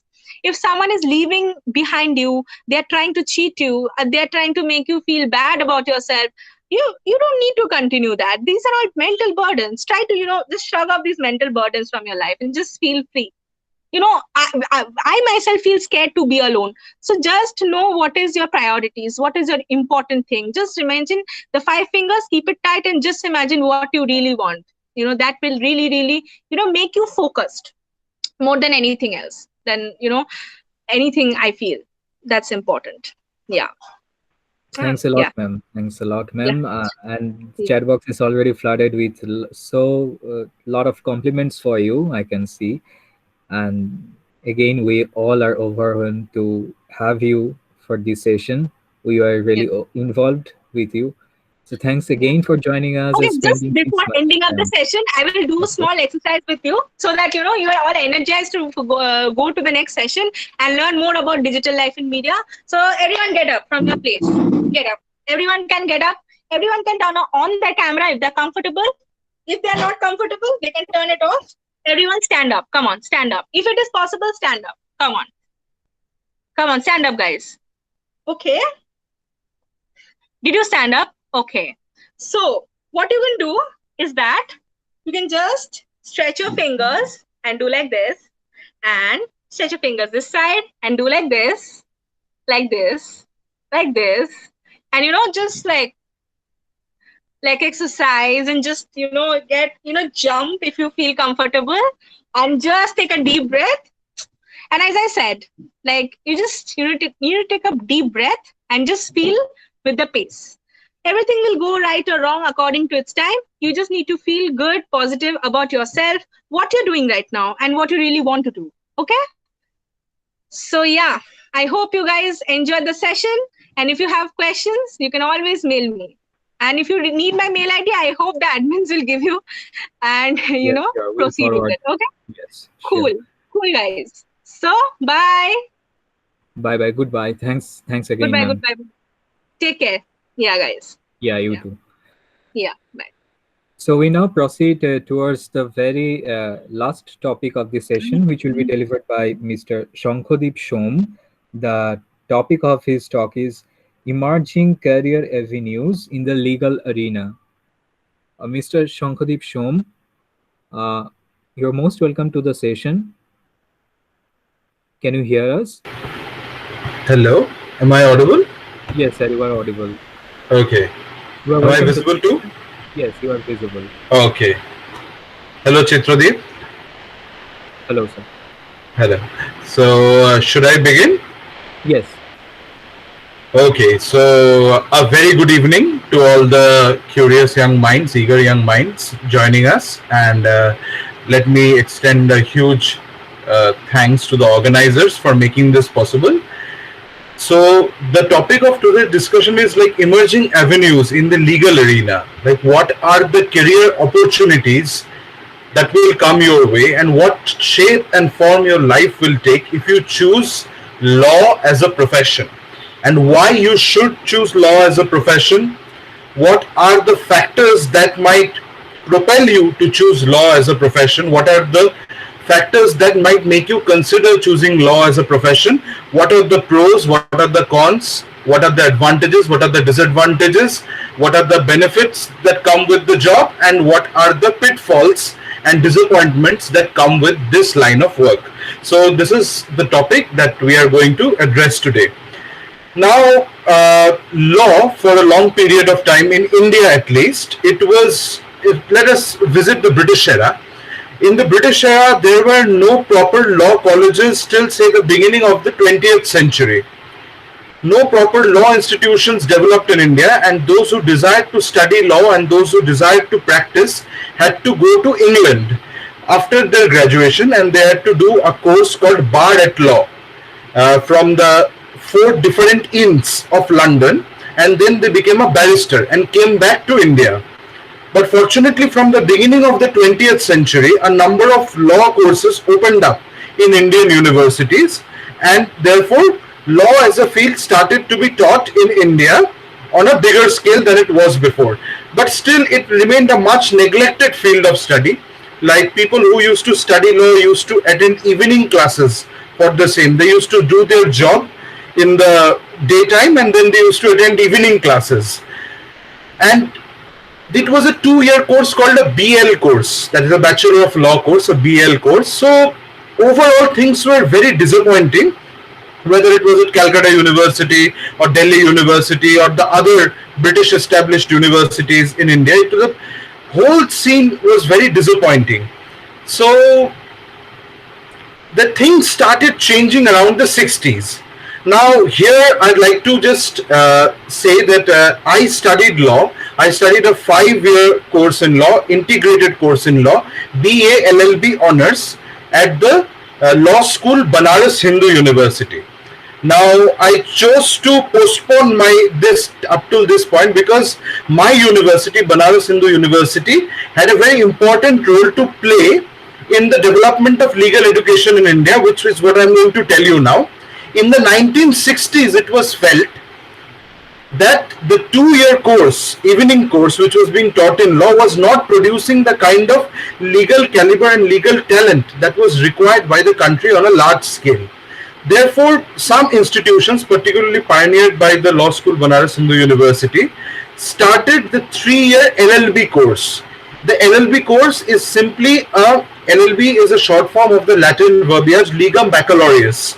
That is the Bachelor of Laws. The 3-year LLB course was started by BHU, and then it was started by other universities as an inspiration from BHU. And the 3-year course gradually stopped being an evening session, and it shifted to a full-time course whose classes were conducted during the day. And you could pursue this course after your graduation, that is after you completed a BA or a BSc. You could pursue this course, and you would, at the end of the course, you would be eligible to become a practicing lawyer in any court in India and elsewhere. Now, further innovations in the legal field of study were about to take place. This innovation occurred in the 80s, and this was also pioneered by Calcutta University and a number of other universities around the country when they introduced the 5-year course in law. Directly after class 12, you need not do graduation first and then pursue law. You can directly do a 5-year course in law, that is a BA LLB, a Bachelor of Arts and a Bachelor of Laws. Just like you do MBBS, like a Bachelor of Medicine and a Bachelor of Surgery, you could directly do a Bachelor of Arts and a Bachelor of Law together. So it was started by Calcutta University, but then the National Law School of Bangalore opened up, and it completely transformed the level of legal education in this country. And after the National Law School Bangalore, a series of NLUs opened up all over the country, and not just NLUs, the traditional law universities like Aligarh Muslim University, Allahabad, and the state universities were always there, Calcutta, Baroda, University of Madras. They also started gradually shifting to the 5-year course model. They also kept the 3-year course option for those who wanted to join law after graduation, but they gradually encouraged this 5-year course in law for those people who were really interested to pursue law right after their class 12. And they did not want to wait until completing their graduation to start pursuing law, and they also wanted to save a year, because earlier you had to do a 3-year graduation and a 3-year LLB, so the 3 plus 3 added up to 6 years. But you could do this integrated law course in only 5 years after your passing out your class 12 examination. Now, once this 5-year course got popular, many young legal talents started to emerge from these 5-year courses. And it was realized that the 5-year course module is perhaps the most successful mode of teaching and instruction in the legal studies, and therefore the 5-year course started gaining popularity. And the 5-year course at this present moment, for the last say 25 years or so, has been the most popular mode of legal education. So those who are going to pursue law after their class 12, you will most certainly consider this 5-year integrated course. Earlier there used to be only BA LLB, but over time with innovation there have appeared BSc LLB, which is also an integrated 5-year course. There has appeared BCom LLB, which is also an integrated 5-year course. There has appeared a BLS LLB, which is only exclusively done by ILS College Pune. So that is a Bachelor of Legal Sciences and then an LLB. So these are various modes, various innovations that have been brought into the 5-year course.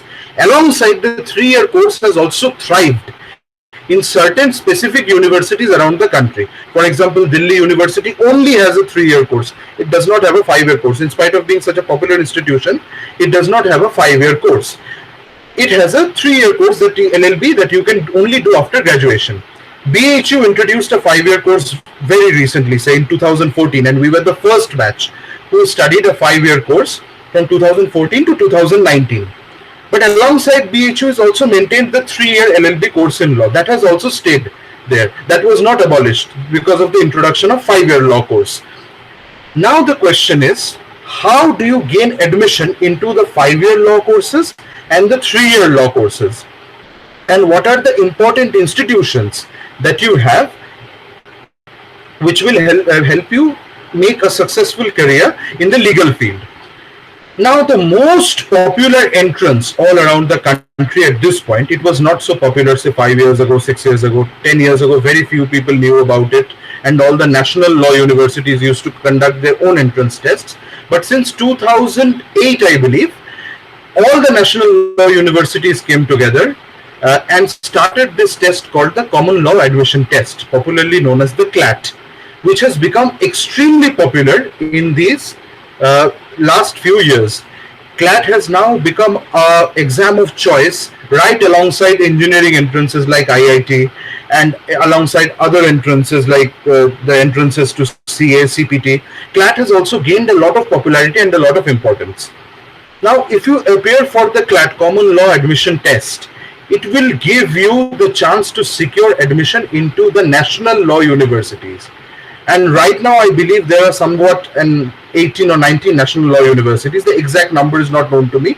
Earlier, the first national law university was National Law School of India, University, Bangalore, which opened up in 1986. And then came institutes like National Law University, Nalsar, Hyderabad. Then West Bengal National University of Juridical Sciences opened up here in 2001. So, and gradually the number of NLUs started increasing. And as the number of NLUs started increasing, every state of India has started a demand that we also need to have our own national law university. And so different states started having their own national law universities based in their state capitals. So for example, Bhopal has Madhya Pradesh has National Law Institute University Bhopal, NLIU Bhopal, and Kerala has NUALS Kochi. UP has Ram Manohar Lohia National Law University Lucknow, and several other such universities. There is MNLU Mumbai, like Maharashtra National Law University Mumbai. So every state now almost has come to have a national law university of their own, which is directly under the supervision of the high courts of the particular states. That is how the NLU system works, except NLSIU Bangalore, which has the President of India as its visitor, which is so it is like a ceremonial head of that institution. And even certain other colleges started 5-year courses that became extremely popular. For example, the course by ILS Pune became extremely popular. The course by AMU became extremely popular. Allahabad University became popular. ILS Pune, because of its locational advantage, became very popular. But the Government Law College Bombay, which is the main government law college in Bombay, they stuck to the 3-year course. They did not introduce the 5-year course. Just like DU, they stuck to the 3-year course and they remained there. Calcutta University also has a reasonably popular 5-year program, but compared to other universities, I will say Calcutta University, the colleges in Calcutta University, only 1 or 2 colleges are worth studying. The others are there. You can enroll in those colleges if you are not particularly interested in the quality of classes and the quality of teachers, you will get your degree at the end of 5 years. But I don't think attending college in those law colleges will be a particularly fulfilling or learning experience. Now, coming to the question of national law universities, the common law entrance test. Now, the common law entrance test just asks you to have 50% in your class 12 aggregate in order to appear for the entrance test. And I believe the scheme of marking that is there today, almost everyone out there can fulfill this minimum eligibility criteria. In appearing for the common law admission test, you need to master certain subjects. It is like a 200 mark test. So you need to master certain subjects, like there is English, there's logical reasoning, there's basic level arithmetic, like class 10 level arithmetic, and then there is legal GK as well as normal GK, normal general knowledge about what is happening all around you, like several events, prizes, government reports, committees, budget, etc., etc. This is the common GK that you are supposed to know. And there is supposed to be also some legal GK, like if a particular legal case is being very popularly reported in the newspapers, if certain acts are, like for example the farm bills are the hot topic of discussion now. So this is kind of like, they don't expect you to have specialized knowledge or very minute knowledge. It is just commonplace knowledge that they expect you to have in order to fulfill this legal GK. And the legal GK also wants certain elementary knowledge of constitutional law, criminal law, contract law, and tort law. Constitutional law, criminal law, contract law, and tort law. Now, constitutional law, criminal law, contract law, and tort law, all are subjects that you will go and study in the law school when you get admitted there. So obviously detailed knowledge of these subjects is not necessary for CLAT and other legal entrances. What you need is a basic knowledge, like the IPC, Indian Penal Code, was enacted in 1860. The Constitution of India came into force on 26 January 1950, and other such basic trivia you need to know in order to answer questions in this section. How will you get these sources? You will get these sources from the number of CLAT and LLB preparation books that are out there in the market. Like when I was appearing, the important CLAT preparation books were published by Universal Publications, Universal LLB book. That book is very comprehensive, very useful. And there was another book by A.P. Bharadwaj, which had LA and LR. It was legal reasoning book. Legal reasoning book by A.P. Bharadwaj Pearson was very important.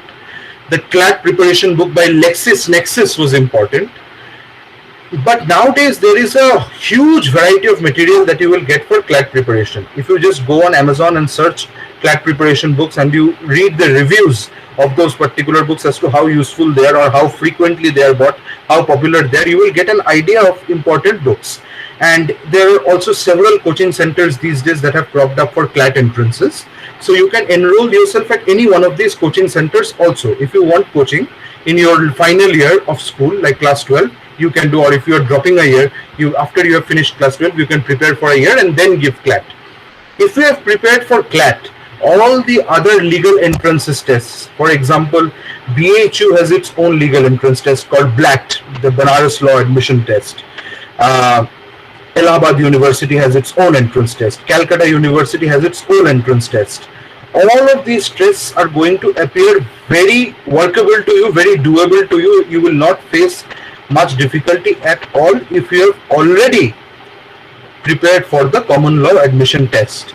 ILS Pune has its own admission test. Symbiosis has its own admission test. There is another law admission test called the LSAT, which is becoming very popular these days, which is for admission into certain law colleges like Jindal Global Law School, JGLS. Jindal Global Law School is also very popular these days because of international faculty, huge facilities, but they're also a very expensive law school.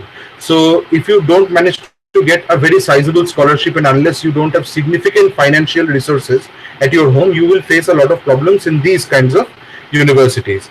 But national law universities, particularly the top 5 or 6 national law universities, NLSIU Bangalore, NLIU Bhopal, NUJS Kolkata, Nalsar Hyderabad, and HNLU Raipur, Hidayatullah National Law University Raipur, you should try to get admission in those top few NLUs. And if you say you're getting admission in a popular non-NLU college, and you are through CLAT you are getting admission in a newer NLU, that is a newly created NLU, which is not so popular, which has been created much later, then you should choose an established traditional law college over a new NLU. But if you are getting a top NLU, then you should blindly choose that. Gujarat National Law University also falls within these old traditional NLUs. So once you enter law college, what are the activities that you might possibly pursue? Now, law college can help you become anything you want to become in those 5 years. You can utilize your time and enjoy your time to the fullest. Most importantly, it is essential to read the subjects that are being taught, to be very attentive in class, because it is a completely new field and you are just fresh out of school. So you will not understand a lot of things. So you have to be very attentive in class. You have to take notes or don't take notes, it's your personal choice. But you have to be very attentive in class, and you have to get a grasp of all the basic subjects in law, whether it be constitutional law, jurisprudence, criminal law, that is Indian Penal Code and Code of Criminal Procedure, law of contracts, law of specific relief. There are a number of subjects, law of torts, but you should pay equal, Code of Civil Procedure, you should pay equal attention to all of these subjects and get a grasp over the basics and fundamentals, because I'm going to tell you how they're going to help you later on.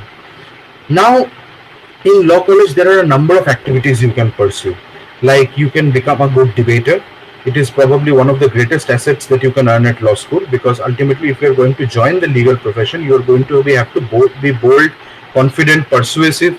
So it is better to develop a speaking style, a speaking confidence, to overcome stage fright and to overcome the fear of speaking in public or to address large gatherings. You have to overcome that fear. All of us mostly have this fear when we graduate from school and go into college. But getting into debating slowly, any kind of debating, conventional debating, parliamentary form of debating, any kind of debating, you should get into. And this will help you improve your aptitude for speaking. It will also help you to think clearly and analytically. That is, you will be able to organize your points, you will be able to structure your arguments, you will be able to do research before speaking on a particular topic. That in-depth research will also help you a lot when you enter the legal profession and enter any kind of service in the legal profession. This act of researching, collecting your points, framing your arguments, structuring them, making an introduction, main body, conclusion, including humor and some fun stories in your speech. All this activity during debating will help you a lot in developing and honing your skills when you get into the legal profession eventually. So debating is one important activity. Another important activity is mooting.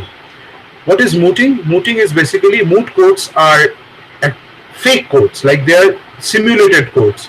Like, just like we play car games, racing car games on our PCs, on our laptops, or just like we do karaoke singing. We do not actually drive the car or the actual race car when we are playing it on our computers, laptops, or in some gaming arcade. You are just simulating the exercise, or you are trying to fly a plane on a simulator, or you are trying to drive a train on a simulator. All of these are simulation, that it is not real, but it is very close to reality to give you a sense of how actually the real thing is. Similarly, moot courts are not real courts. They are make-believe courts in which you will be given a fictitious case. Fictitious case means the facts of the case will be made up by the problem setter, who is the problem setter of the moot court. And then you have to research on that particular case, that what are the facts of the case, which side are you on, are you the side of the appellant or the respondent. Like, appellant and respondent simply means the person who files the case is the appellant, the person who is the opposite party is the respondent. So depends upon which side you are on. So you have to deeply research the facts of the case. You have to understand which are the acts and legislations which will be applicable to this particular case, what are the specific sections that are applicable to this particular case, and then you will start researching on case law. What is case law? Case law is what the courts have already said. Different types of courts. It can be a local court, it can be high court, it can be Supreme Court. You have to do a lot of research what those courts are saying, and then after doing all this painstaking research, you will prepare a memorial, a file of all this, and then you will present your side before a moot court judge. You will present it orally. and then the judge will ask you a lot of questions based on your case. So that is like a real court also. You have to prepare your study material, you have to prepare the reference material, then you approach the court. Uh, you then, when you approach the court, you argue in front of the judge. So it is like a real court. Only in this case you are not fighting a real case, you are fighting a make-believe case, and this helps you improve your confidence. And there are a number of important moot court competitions both in India and abroad. If you there are regional rounds held in India, and then if you qualify you can go abroad also to do the finals of those mooting competitions. You will know all of this when you get into law school.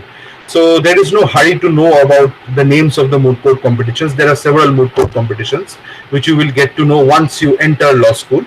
Uh, so this is mooting is one important activity which will help you boost your confidence. Debating I already said. Third most important is doing legal research.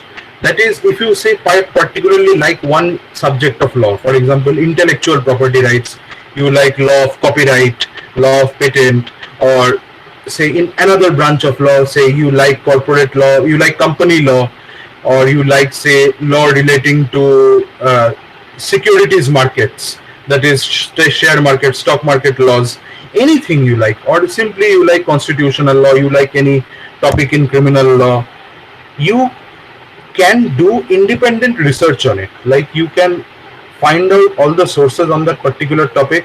You can use legal search engines and websites.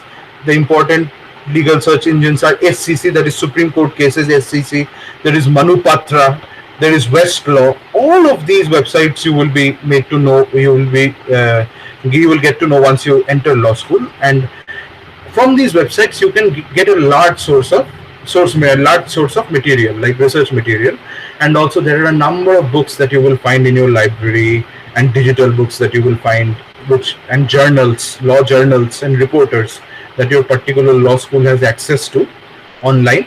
So all of this you will find, and all of this will help you research that particular topic, very specific topic, and you will learn how to write a research paper, like how do you write citation, how do you highlight important points, how do you structure the paper, research methodology it is called. And you will also learn research methodology while doing research, and you will be able to publish a lot of research papers.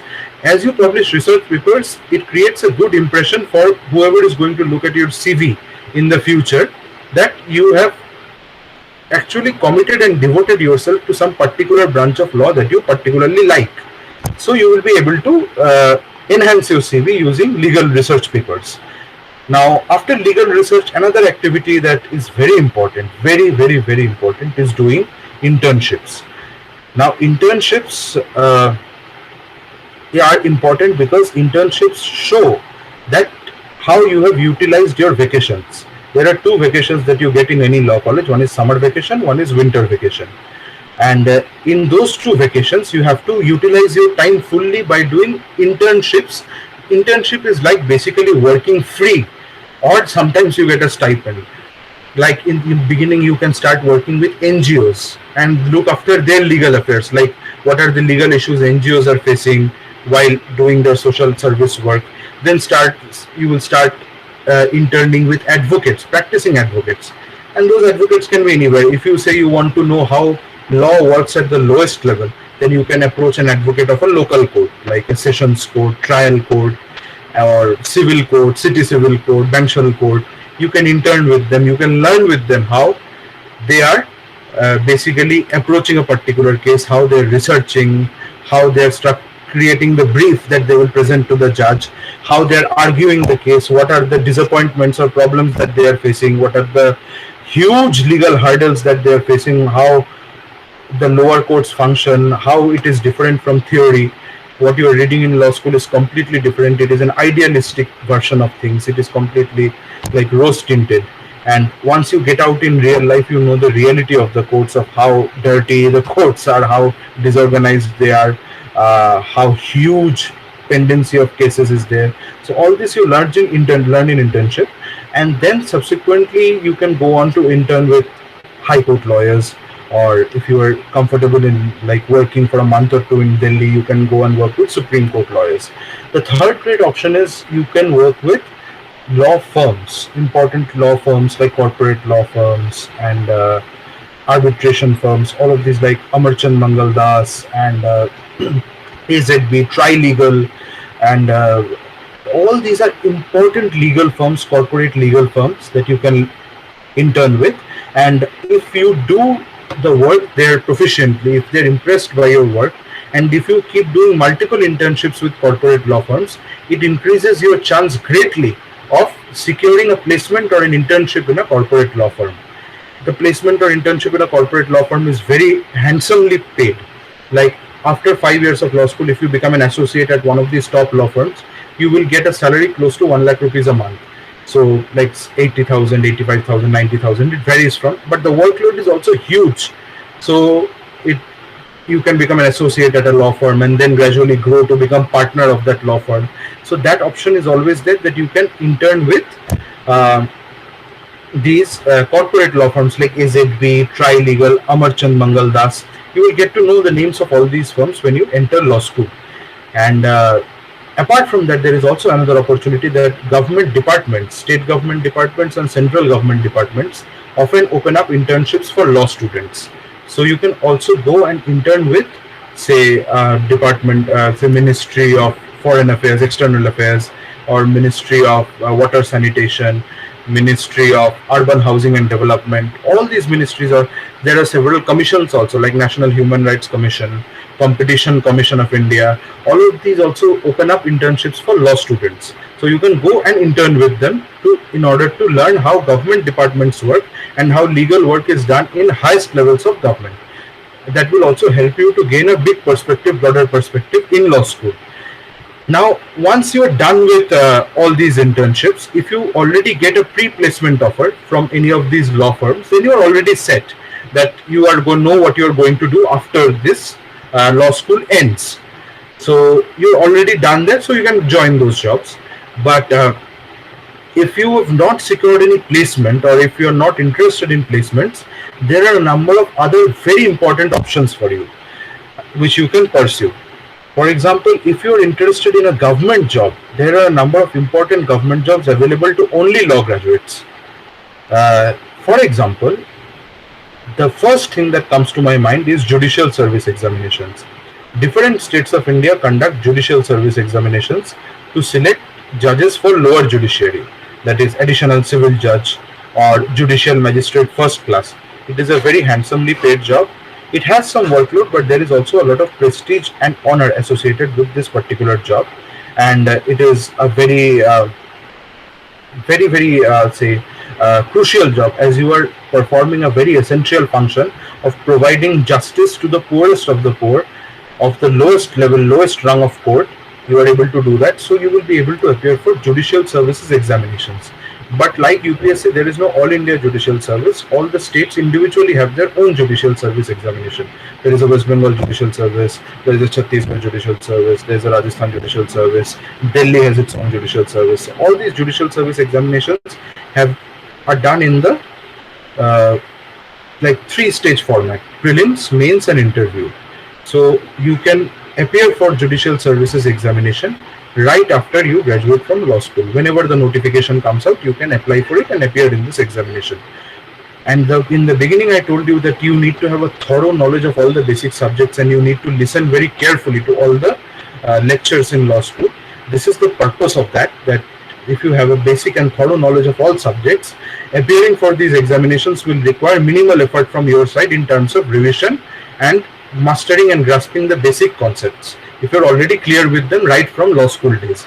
So it is very important to be attentive right in the beginning of law school and to grasp all these important, because it will help you become a judge later, which is a very prestigious position. As I said, preliminary, mains, and interview. Prelims is usually MCQ based, mains is written, and interview is like just a viva voce session. So it will, if you clear all these 3 stages, you can aspire to become a judge in any state of India. Like if you in some states, they also have regional language papers like West Bengal and Hindi speaking states. So if you are comfortable with the language, you can appear for judicial services examinations in those. It's a very prestigious job, and it's a very well paid job, and it's a relaxed job also. So it's a very popular avenue that you can consider joining. The second one that I have chosen is the path of independent litigation. Independent litigation is very hard. It's a very challenging prospect. In the beginning, you do not make a lot of money. You have to either join the chamber of a senior or you can start your own independent practice. But it is advised that you join the chamber of a senior first and learn how court actually works, because internship is not really a sufficient time to grasp the intricate and minute workings of the court, different courts. So it is best if you start yourself and join a senior, join the chambers of a senior, work with the senior and assist the senior in all cases. You will be getting a stipend from the senior, but that will be very minor. Your main learning, if you in the initial years, initial 5-6 years of your profession, will be the professional knowledge that you will gain. The person, the architect who was speaking, like one speaker before me, she was very right that if you are looking for money instantly, then you can get a job. But if you're not looking for money instantly, then you can join these very fulfilling professions. But if you once become a litigator, if your career succeeds as a lawyer, then there is no limit to the amount of money and fame that you can make. All the popular lawyers that we know, like Harish Salve or Fali Nariman, and all the other important lawyers, like anyone you name, or like there are other important lawyers we hear of every day. Prashant Bhushan, Dushyant Dave, and even in local high courts you have senior advocates. In Supreme Courts you have senior advocates on record. All of these designations, you will learn what these designations mean as you progress through law school. The important thing is that you can make a lot of money if you are patient and not hesitant in the beginning few years. In the beginning few years, you will have to work, give your blood and sweat to the profession, but you will not be making a lot of money. But in the later years, the profession will reward you when you will have a very well-established practice, well-established chamber. And the people who have a good practice, say after 20 years or something of practice, they're also given an option of becoming a elevation. That is, elevation is given to them. They're given the option of becoming additional judges of the high courts. Like a person who is, say, in the 45 to 50 range, they can become judges of the high courts. But these lower court judges who's joined way early, like right after law school, they join, but they progress in their career, they get promotions, but the promotional avenue is very slow. So at most they become additional district judges and sessions judges, but the chance of them getting to the high court, getting promoted to the high court, is extremely slim. It is extremely narrow. So that is not a feasible option for them. So but if you do 20 years of legal practice, then you will be able to be eligible to become judges of the high court. So if your track record is amazing, if you have fought amazing cases and won quite a few of them, then naturally the collegium of the Supreme Court finds your name suitable to be recommended as a judge of the High Court. And then from High Court you become Chief Justice of High Court. From Chief Justices of High Court you are elevated to Supreme Court, and ultimately you can retire as the Chief Justice of India, which is the highest judicial office in the land. So that huge scope of possibilities is available to you if you also join litigation, independent litigation.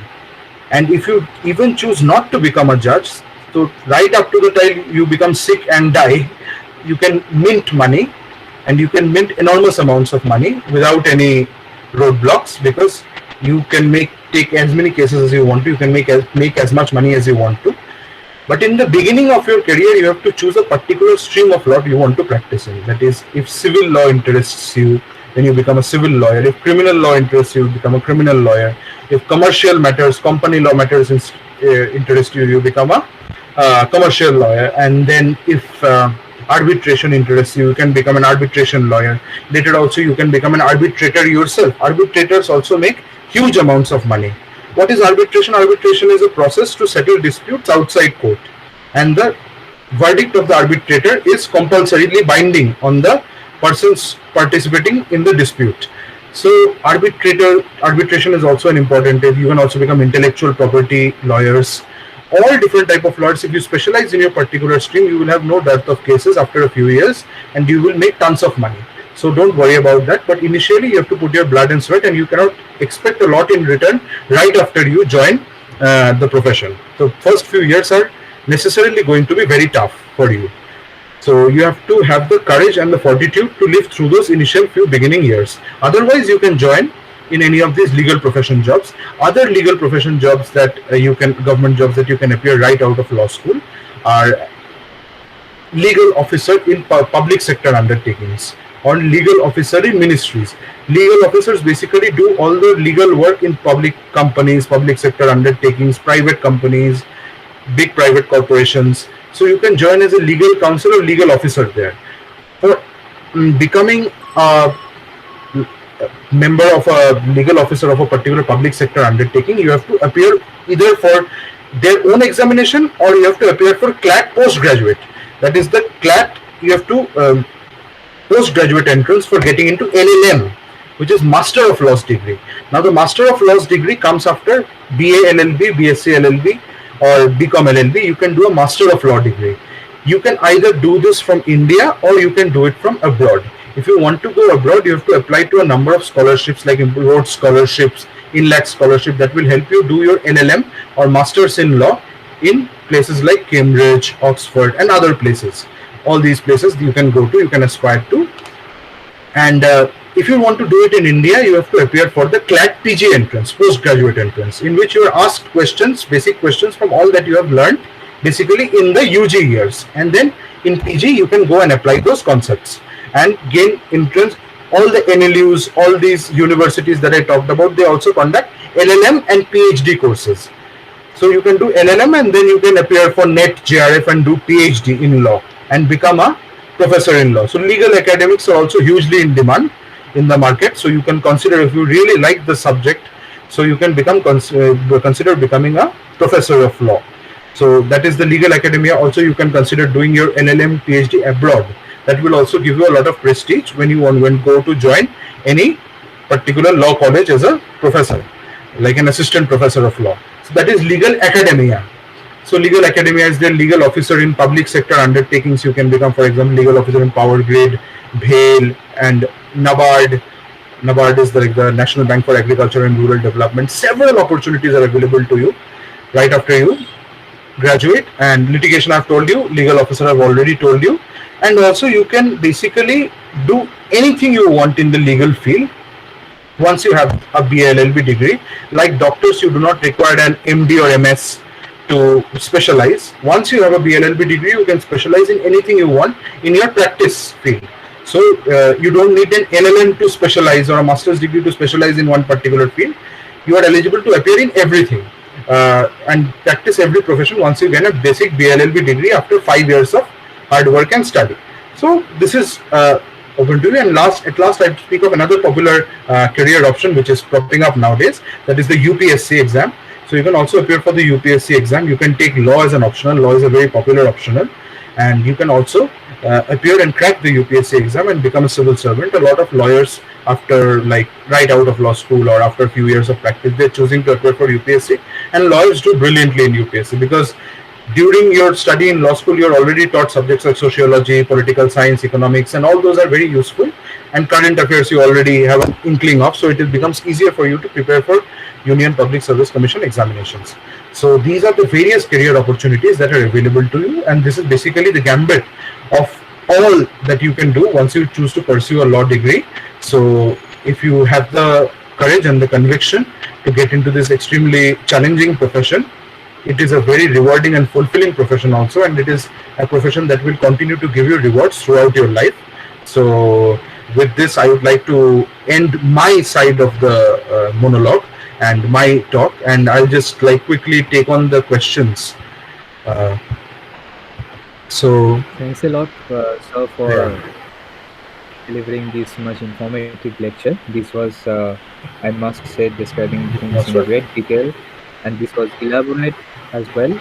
So there are a couple of questions in the chat box, and most of them have been addressed already by you. So I would like to take this question that asks, what is your take on the delay and difficulties in getting justice for a specific issue in the Indian perspective? Often we say there are some delays. Yes, very true. It is a very valid and pertinent question. if we always pray in our lives that we never have to like go to the courts or engage in a legal dispute, whether it is a property dispute, whether it is a marital dispute, whether it is a company dispute, whether it is any other kind of dispute, we pray to good heavens that we do not have to get into that particular situation, and we don't have to fall into the trap of lawyers. So lawyers are often hated for this particular reason. But you must realize that all Indian courts, especially the lower courts, have a high degree of pendency of cases. Like there are a lot of pending cases, crores and crores of pending cases in the lower courts of India. Recently, the Ministry of Law and Justice has come out with a figure that 52 lakh cases are pending in the high courts and a few crore in the lower courts, 25 lakh something in the Supreme Court itself. So these cases, people's entire lives are wasted in fighting legal disputes, and they, like, people die, generations change, but still the judgment doesn't come. Sometimes because of the pendency of the courts, and sometimes because lawyers want to make more and more money by delaying the particular resolution of the dispute. So for all these reasons, it is advisable to the extent possible to seek alternative dispute resolution. Alternative dispute resolution means seeking a solution outside courts. For that, arbitration is suitable, for that mediation is suitable, for that conciliation is suitable, negotiation, arbitration, conciliation, negotiation, mediation, all of these are alternative dispute resolution methods, and lawyers and courts are increasingly relying on these methods to get people to, like, resolve disputes between people. But obviously there are certain disputes, like there are certain legal issues which cannot be addressed. For example, criminal law issues. So if you have killed someone, you are going to have a criminal trial and it's going to go to successive courts. You cannot have a dispute resolution for it, that please, I'm giving a lot of money, please forgive me for killing your son or your wife or your whoever, your relative. So that doesn't work that way. So there are only certain issues that can be addressed through alternative dispute resolutions. But thankfully, a bulk and large number of civil cases are from these issues only, which can be addressed by this alternative dispute resolution, and therefore people are increasingly relying more on these methods rather than approaching courts. But the problem here mainly is that alternative dispute resolution is also very costly, just like normal court procedure, and access to justice for poor people still remains a very distant dream in India. If you do not have the money to engage a lawyer, or if you're convicted in a particular offense, the state will engage a lawyer for you, but that only happens in criminal cases. So poor people have to struggle very hard to access the justice system because it is so slow, expensive, and backbreaking. But more and more reforms are being undertaken to ease the pressure in this regard. Thanks a lot, sir. I think most of us were not about this alternative dispute resolution system. I think this was a useful information to them. And thanks again, sir, for joining us and spending this much time for this session. This was quite informative, I must say. It's my pleasure. And I thank all of you, both the organizers and the people who chose to participate in this session, for your time and your attention. Thank you. Thanks a lot, sir. So we now call it a day. We are heading towards the very end of the session. So I think there is some network issue with Masterclass admin. So on behalf of him, let me thank all of you who have joined this session this evening, and let me call it a day. Thanks for joining.